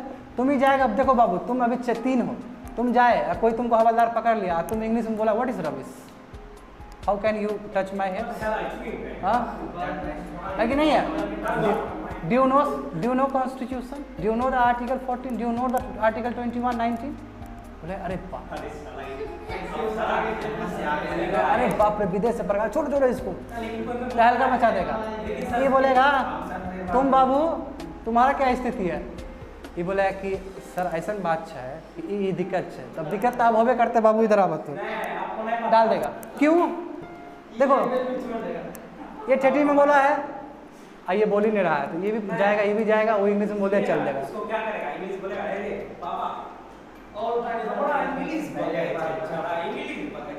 नहीं ऐसा नहीं है, ऐसा नहीं है, ठीक है। देखो मैंने सुनो हो गया, अब मैं बह जाता हूँ तो तुम लोग भी बह जाते हो। रुको, हो गया शांत। मैंने तुमको एग्जाम्पल के तौर पे समझाने का प्रयास किया था, कहाँ तुम लोग चल जाते हो, इतना गधा लोग। शांत शांत शांत शांत, बी काम। कहने का मतलब तात्पर्य यही हुआ कि इंग्लिश एजुकेशन ऐसा है कि जो सोसाइटी भी उस चीज़ को एक्सेप्ट कर रहा है, और जिसको इंग्लिश आ रहा है सोसाइटी भी ये एक्सेप्ट करने के लिए तैयार है कि वो नॉलेजेबल भी, जबकि दूर दूर तक इसका कोई मतलब नहीं है।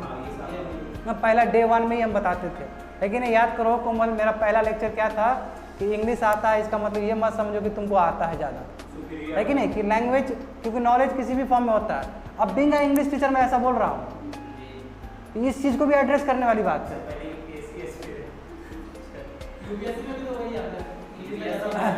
पूरी तरह यूपीएससी क्या, यूपीएससी में बहुत ज़्यादा है English as compare to English teacher. तुमको 2500 वर्ड का तुमको ऐसे लिखना है बाबू, उसमें तुम्हारा इंग्लिश पूरा चेक हो जाएगा। चलो, to make it successful let us realistic and focus on quality outcome. तो बात करते हैं क्वालिटी आउटकम्स का, ठीक है। I will take 1 minute break, ठीक है, मैं थोड़ा सा करेंगे 1 मिनट ब्रेक, और ये जो आप करेंगे आप 7-8 मिनट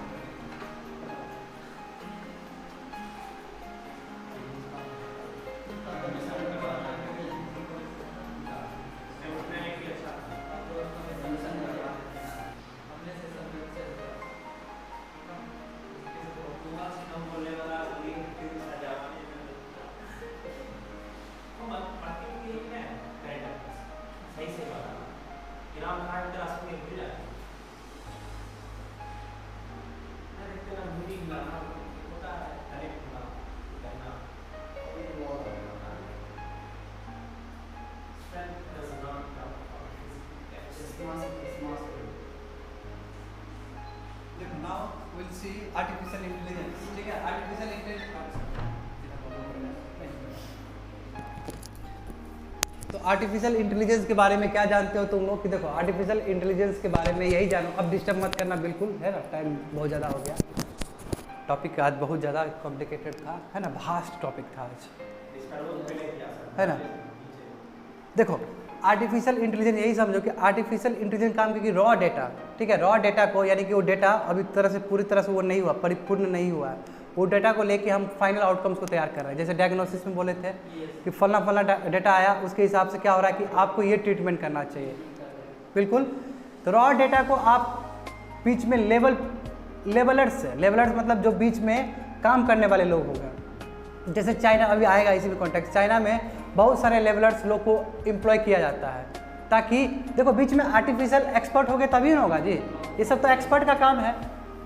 कंप्यूटर को तो तुम क्या करते हो, कंप्यूटर को तो तुम डेटा देते हो ना तैयार करके, तब ना वो इंटरप्रेट करता है, बीच में ह्यूमन बीइंग का तो इंटरेक्शन है ही एक्सपर्ट लोग का।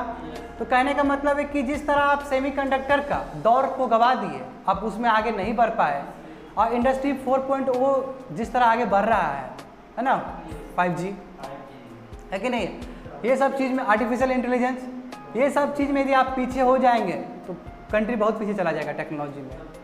बात समझे? तो यही सब चीज़ को एड्रेस करेंगे हम लोग। तो देख लो फटाफट जीएस पेपर 3 में देख लो, science and technology awareness in the field of IT space and computers, फटाफट देखो।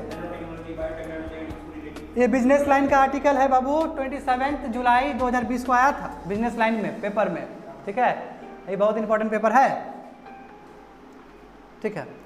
अब ये समझो कि data creates competitive advantage. Competitive advantage के बारे में 4 बार 5 बार डिस्कस हुआ है इस क्लास में, एग्रीकल्चर के फील्ड में बताए थे कि जिसमें बेस्ट है उसमें हम बेस्ट करेंगे, जिसमें बेस्ट नहीं है वो मंगवाएंगे, यही था कॉम्पिटिटिव एडवांटेज, करेक्ट। ये बोला कि डेटा जो है, बोले नहीं 21वीं सदी डेटा है, यानी कि तुम्हारे पास डेटा है बाबू, तो तुम्हारे पास कंपेरेटिव एडवांटेज है, तुम डेटा के बल पे कुछ भी कर सकते हो।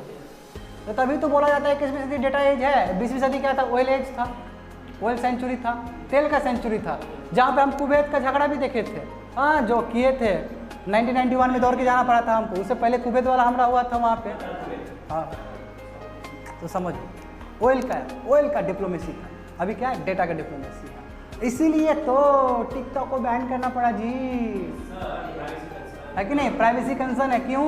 अब यहाँ पे ऑथर ये भी पॉइंट आउट करता है कि ठीक है, कोई डेटा यूज़ करना चाहते तो उसे पैसा लीजिए, ऐसे मत दीजिए, ये नेशनल एसेट है, या फिर आप घोषित कर दीजिए नेशनल एसेट पार्लियामेंट में जाके, या एग्जीक्यूटिव के द्वारा घोषित कर दीजिए। यानी कि कितना बड़ा बात है, तुम लोगों को हंसी मजाक लगता है, क्या है क्या नहीं है, मतलब कितने लोगों को लग सकता है डेटा का क्या है, डेटा का अहमियत बहुत ज़्यादा प्राइवेसी है, तभी तो आरोग्य सेतु के ऊपर इतना बड़ा कंट्रोवर्सी हो गया था, है ना। तो आप समझो, data is not merely the raw material for artificial intelligence apps, but also allows the apps to self-improve based on the insight generated from the new data।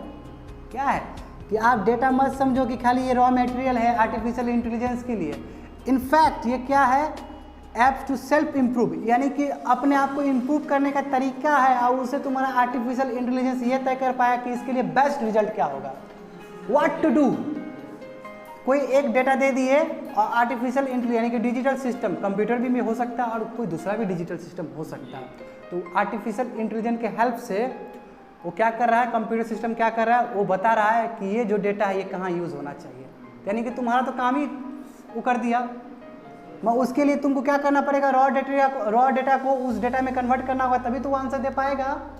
तो ये समझो तो इसलिए डेटा खाली रॉ मटेरियल, डेटा क्या है तुम्हारा, केवल रॉ मटेरियल नहीं है आर्टिफिशियल इंटेलिजेंस के लिए। इनफैक्ट ये क्या है, ये तुम्हारा इम्प्रूव करने का तरीका है। इम्प्रूव करने का तरीका, इनसाइड मतलब क्या, देखने का तरीका, यानी कि जो उसका आउटकम्स आएगा, जो उसका रिजल्ट्स आएगा, उसमें प्रभावित कर सकता है। होप सो समझ में आया। Data becomes the intellectual property that creates competitive advantage. आप समझ गए, इसलिए एक इंटेलेक्चुअल प्रॉपर्टी राइट्स है ये, ठीक है ना। आपका जो जितना भी आता पता है वो आपका इंटेलेक्चुअल प्रॉपर्टी है। ये भी तो डेटा है सर जो आप बिल्कुल, तभी तो आप बोलते कि नहीं बोलते हैं बाबू, इंटेलेक्चुअल प्रॉपर्टी राइट्स। हाँ, कैन बी मिसयूज्ड टू, देखो, we can not rule out the possibility of the share the medical history and hospital records of millions of patients. अब बताओ कि हम लोग यही बात चल रहा था ना, हेल्थ केयर सिस्टम, याद करो तुम लोग, और ये भी बोले थे कि कैसे वो प्रोडक्ट्स को प्रभावित कर सकता है, और तुम गरीब तबका हो तो तुम्हारे लिए अलग लेवल पे आ जाएगा एडवर्टीजमेंट, और अमीर के लिए अलग आ जाएगा। तो तुम्हारे डेटा के साथ खिलवाड़ हो रहा है ना, कंज्यूमरिज्म हो रहा है कि नहीं हो रहा है। तो वही बोला जा रहा है कि मेडिकल हिस्ट्री में भी देखा जाए तो यहाँ से भी क्या हम लोग का डेटा रहता है, हो सकता है मिसयूज भी कर ले, एथिकल इश्यू हो जाए इस चीज़ को लेके, ठीक है। क्यों, क्योंकि हॉस्पिटल रिकॉर्ड सब में, हेल्थ केयर सिस्टम में बहुत सारे रिकॉर्ड्स रहते हैं मरीज लोग का, बहुत सारा पता है उसमें। Targeted API apps can identify political opinion and the possibility of selective use और misuse of data can not be rule out. तो जो targeted AI artificial intelligence apps हैं, ये क्या करेंगे, आइडेंटिफाई करेंगे रिजल्ट को कि क्या होना चाहिए, वो डेटा को किस तरह कहाँ पे यूज़ करना चाहिए, वही बात आ रहा है, अलग अलग ढंग से रिपीट किया जा रहा है यहाँ पे, ठीक है। And the possibility of selective use से मतलब क्या इसका यूज़ होना चाहिए, ये डाटा का क्या यूज़ होना चाहिए, वो तुमको डिसाइड कर देगा। यानी कि वो ब्रेन की तरह काम कर रहा है, हमारा ब्रेन डिसाइड करता है ना, तो यानी कि ब्रेन की तरह काम कर रहा है तुम्हारे डिसीजन में लेने में। Taking action with respect to remote farms become almost impossible. तो ये जो रिमोट फार्म्स पे, जैसे कि तुम बहुत सारा जगह पे जहाँ डेटा मिसयूज़ होता है वहाँ पे एक्शन लेना बहुत दिक्कत वाली बात है। वहाँ आर्टिफिशियल इंटेलिजेंस का यूज़ कर देंगे तो क्या होगा, हम लोग का डेटा सिक्योर हो जाएगा, हम लोग का डेटा, क्योंकि आर्टिफिशियल इंटेलिजेंस जैसे क्लाउड, वही क्लाउड वाला क्लाउड कंप्यूटिंग देखे थे ना जी। तो क्लाउड कंप्यूटिंग में क्या है, बैंक बना रहे थे, डेटा बैंक बना रहे थे, वो अलग अलग जगह रख रहे थे, और उसमें ऑथोरिटी भी था, इसका मिसयूज़ ना करे हेल्थ केयर सिस्टम। बताए थे कि नहीं बताए थे। तो कहने का मतलब है कि जो अनरेगुलेटेड फार्म्स है वो हो सकता है कि आपके डेटा को मिसयूज़ कर सकते हैं, मगर आपके पास आर्टिफिशियल इंटेलिजेंस ऐप्स वगैरह हो तो आपका डेटा सुरक्षित रह सकता है। और वो चीज़ इतना ही नहीं, सुरक्षित तो ठीक है by cloud computing, cloud computing भी आर्टिफिशियल इंटेलिजेंस का ही एक एसोसिएटेड फैक्टर्स है, समझ रहे हो ना। क्रिकेट है तो हॉकी भी उसी टाइप का बात है, समझ रहे हो ना, मिलता जुलता चीज़ है। इंडस्ट्री 4.0 देखो, artificial intelligence ecosystem what lies ahead.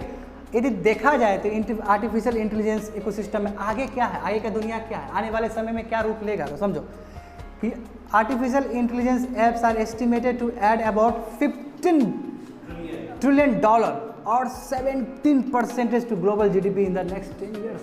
Can you believe it, can you believe it this things कि 17% ज़्यादा आने वाले 10 साल में मात्र आर्टिफिशियल इंटेलिजेंस क्रिएट कर सकता है।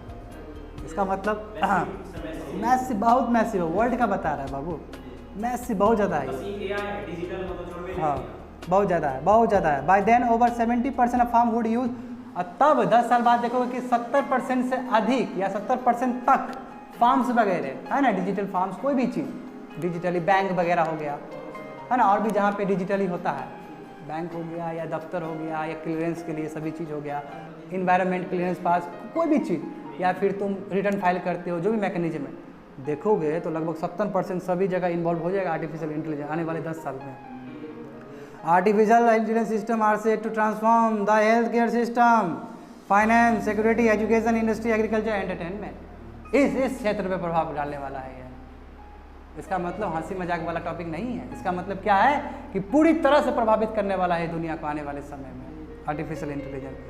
तो Google and Facebook are the front runners, और आर्टिफिशियल इंटेलिजेंस को ये जो आगे जो लीड कर रहा है कोई, ये गूगल और फेसबुक है जो कि US का है, ठीक है। देखो तो क्या फ्रंट रनर्स है जो कि कॉमर्शियली आर्टिफिशियल इंटेलिजेंस से कैसे पैसा कमाया जाए, कॉमर्शियली वाइबल मतलब क्या कि कैसे वहाँ से पैसा इकोनॉमिक एक्टिविटीज जोड़े, ये दोनों कर रहा है बिग प्लेयर्स, ठीक है। But such app will remain private property, मगर ये दोनों तो कर रहा है तो प्राइवेट प्रॉपर्टी रह जाएगा ना, आदमी लोग को तो फायदा नहीं होगा, सब आदमी को, ये भी तो एक कंसर्न है ना। मोबाइल 10 आदमी यूज़ कर रहा है, तुमको दिखा रहा है, तुमको चिढ़ा रहा है, तुमको अच्छा लगेगा?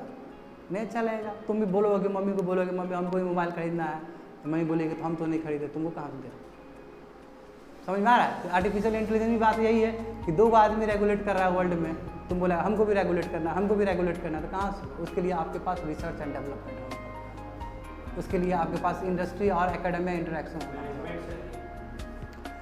Users will have no claim even though their data fuels this apps, ये ऐप जो गूगल वगैरह यूज़ कर रहा है तुम्हारा ही डेटा ले रहा है, मगर तुम्हारे पास कोई वो नहीं है, तुम यूज़ नहीं कर सकते हो अपना डेटा, तुम्हारे डेटा को, तभी तो ये बोल रहा था ना हमको, और इनफैक्ट पिचाई को बोला गया ना कि क्या मेरा डेटा वो हैक कर सकते हो। तो बोला है, हाँ यस, लेकिन हम लोग मैनिपुलेट नहीं करते, नहीं है ना। तो डेटा इज़ द मोस्ट क्या है critical input for the artificial intelligence economy, है कि नहीं है। आर्टिफिशियल इंटेलिजेंस जो अर्थव्यवस्था इकोनॉमी मतलब क्या, जो फाइनेंशियली वायबिलिटी जो आएगा, फाइनेंशियल वायबिलिटी जो आएगा, उसमें सबसे बड़ा इनपुट क्या है? डेटा है। हम लोग मोबाइल पे क्या करते हैं, क्या सर्च करते हैं, सब तो तो 4 step plan to develop a vibrant artificial intelligence ecosystem in India.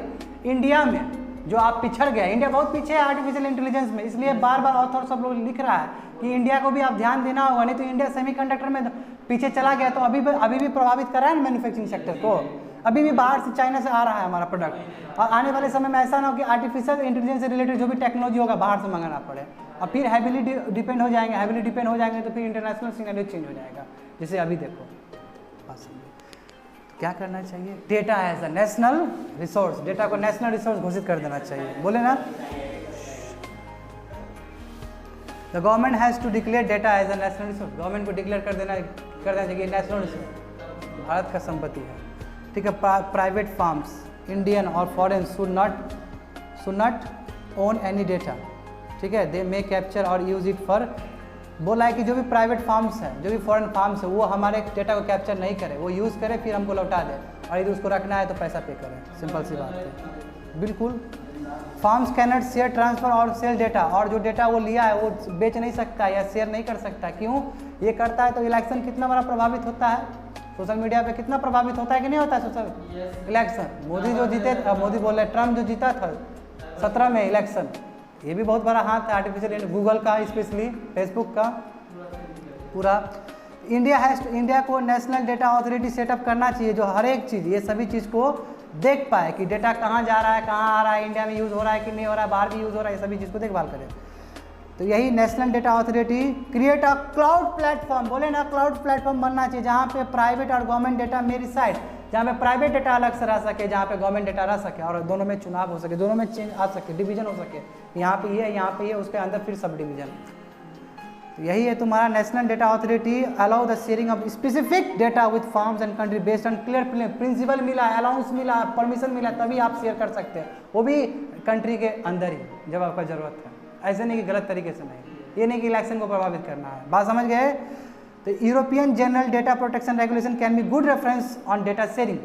देखो ये एक्चुअली रोल मॉडल है, देखो हर जगह से रोल मॉडल होता है ना, जैसे कि एक IAS नंबर 1 बना है प्रदीप सिंह, तो वैसा बनना चाहते हो तुम लोग, तो इंडिया भी यदि डेटा प्राइवेसी करना चाहता है तो इंडिया भी यूरोपियन यूनियन का जो डेटा का तरीका है रेगुलेशन का, उससे सीखे, और उसमें ये क्लॉज है कि डेटा शेयरिंग किस तरह किया जाना चाहिए, यदि गलत तरीके से किए तो आपको हैविली चार्ज देना होगा, कंपनसेशन, ठीक है ना, समझ के। ये चीज़ बहुत रिपीट होता है, 2018 से 20 तक हुआ है, हो सकता है आने वाले समय में ये रिपीट हो, मैं बच्चे लोगों को ये इन लोगों को बता चुका हूँ ये चीज़, हालांकि इसको याद अभी नहीं होगा। European general data protection regulation कई बार बता चुका हूँ। अब एक तो समझे कि डेटा को क्या किए हम लोग, नेशनल रिसोर्स घोषित कर दे, दूसरा क्या हो सकता है कि national artificial intelligence network create कर दें। इससे क्या होगा कि national artificial intelligence network create करोगे तो ये क्या करेगा कि जो नेशनल डेटा इंडिया में अपना अंदर कंट्री में कैसे डेटा यूज़ हो रहा है, क्या इंडिया के अंदर भी तो मैनिपुलेट नहीं हो रहा, गलत तरीके से यूज़ नहीं कर रहा है, क्या इंटरनल सिक्योरिटी के लिए थ्रेट है, बिल्कुल इंटरनल सिक्योरिटी के लिए थ्रेट हो सकता है कि नहीं है। इंटेलिजेंस इनपुट कहाँ, आर्टिफिशियल इंटेलिजेंस बिल्कुल आ सकता है कि नहीं है। It will collaborate with Indian and global platforms and private farms and institution for development adoption and monetisation of AI apps बोला है कि कोलैबोरेट करना चाहिए ग्लोबल प्राइवेट फर्म, जैसे गूगल हो गया, जैसे फेसबुक हुआ, ये लोग महारत हासिल है ये चीज़ में, तो इंडियन फर्म्स भी कोलैबोरेट करें, वहाँ से चीज़ सीखेगा तो हमारे कंट्री के लिए बेटरमेंट होगा, है कि नहीं है। और हमारा कंट्री भी आर्टिफिशियल इंटेलिजेंस ऐप बना सकता है, उससे इकोनॉमी कमा सकता है और लोगों को फायदा होगा। Having India's own artificial intelligence apps will offer more strategic advantages। जैसे सिंपल सी बात है, GPS हम लोग यूज़ करते हैं US का, तो कितना बड़ा बात है, डेटा सब लीक हो जाएगा। इसी के लिए हम लोग नेविक लेके आए अपना, बताए थे तुम लोग को। इसी तरह हम बाहर गूगल वगैरह का यूज़ करेंगे तो गूगल तो मेरा डेटा मैनिपुलेट कर देगा, उसी तरह हम भी बुद्धि लगाएंगे गूगल की तरह, और हमारा डेटा हमारे कंट्री के अंदर ही रहेगा। हमारे कंट्री के जो होंगे प्राइवेट फार्म्स या जो भी पब्लिक फार्म्स होंगे, समझे, यही बोला जा रहा है, ठीक है। An Indian health app supported by the medical records of millions of patient can accurately detect the extent of the speed of cancer cell kidney problem. बोले ना, ये आर्टिफिशियल इंटेलिजेंस से प्रिडिक्ट किया जा सकता है ना कि आपका किडनी फेल कब होगा, ठीक है, कितना आपका कैंसरस सेल बढ़ सकता है, तो ये सभी चीज़ तो बोले डेटा है, डेटा से आप पता कर सकते हैं, उसका प्रॉपर्टी है उसके अंदर, वो आपको दे देगा आउटपुट। यानी कि हमारे हेल्थ केयर सिस्टम में भी ऐसा ऐप बनना चाहिए। अभी जस्ट ऊपर बोले थे ना 70% आने वाला 10 साल में 70% सेक्टर में ये होगा, इन्वॉल्व होगा, तो उसमें हेल्थ केयर सेक्टर भी डाले थे, एग्रीकल्चर भी डाले थे, तो ये भी हेल्थ केयर सिस्टम के बारे में बोल रहा है। It makes health care inexpensive, सस्ता हो जाएगा। देखो पहले छैया मोबाइल या MTNL का जो मोबाइल था या BSNL का, छैया मतलब पहले का BSNL कितना महंगा लगता था, और अभी देखो मोबाइल कितना सस्ता में कर रहे हो। इसी तरह जो इतना पैसा लगता है अभी एग्जिस्टिंग में, आने वाले समय में आर्टिफिशियल इंटेलिजेंस की वजह से तुम्हारा मेडिकल फैसिलिटी और सस्ता मिल सकता है, समझे, डेवलपिंग कंट्री के लिए। क्यों, डेवलप्ड कंट्री तो डेवलप्ड है, उसके पास तो हेल्थ केयर सिस्टम बहुत अच्छा है, ठीक है।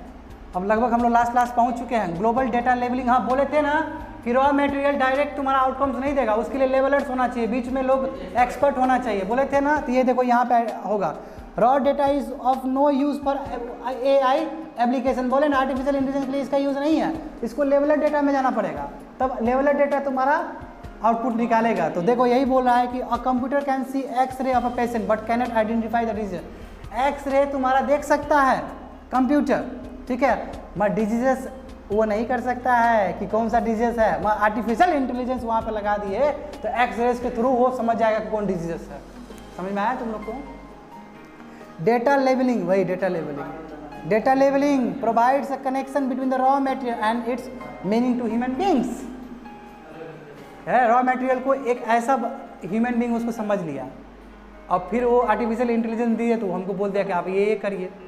तो डेटा लेवलिंग का मतलब है कि रॉ मटेरियल को एक ऐसा चीज़ कन्वर्ट करना जो आर्टिफिशियल इंटेलिजेंस उसके बाद डिसीजन ले ले, यानी कि मिडल वाला स्टेज है ये, उसके हिसाब से वो अपना डिसीजन ले लेगा, ठीक है।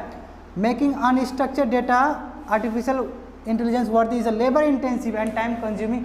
अब तुम यदि शुरू से करना चाहोगे तो ये टाइम कंज्यूमिंग है ना। एक सिंपल सी बात है, रजिस्टर में लिखेंगे और कंप्यूटर में लिखेंगे तो कितना आसान है, कंप्यूटर में लिखे फाइल तो खोले हो जाएगा। तो उसी के लाइन में बोला जाएगा कि यदि हम दूसरे तरीके से करना चाहेंगे तो वो टाइम कंज्यूमिंग होगा, ठीक है। For most artificial intelligence task data cleaning and labelling takes 80 to 90% of project time, यानी कि डेटा लेवलिंग ही सबसे इंपॉर्टेंट चीज़ है आर्टिफिशियल इंटेलिजेंस तक पहुंचने के लिए। और इसमें डेटा का यदि बात करोगे तो 80 से लेकर 90% तक जो टाइम लगता है वहाँ तक पहुँचने में, तो लेवलिंग करने में ही टाइम लगता है। और इसमें हमको आर्टिफिशियल इंटेलिजेंस से पहले वाले जो एक्सपर्ट भी चाहिए होंगे जो वहाँ तक पहुँचा पाए। इसलिए देखो चाइनीज़ फार्म बोले थे ना, Chinese farm 3 lakh data levellers को रखता है। डैट मीन्स समझो कि इसलिए चाइनीज़ कितना आगे बढ़ गया आर्टिफिशियल इंटेलिजेंस में।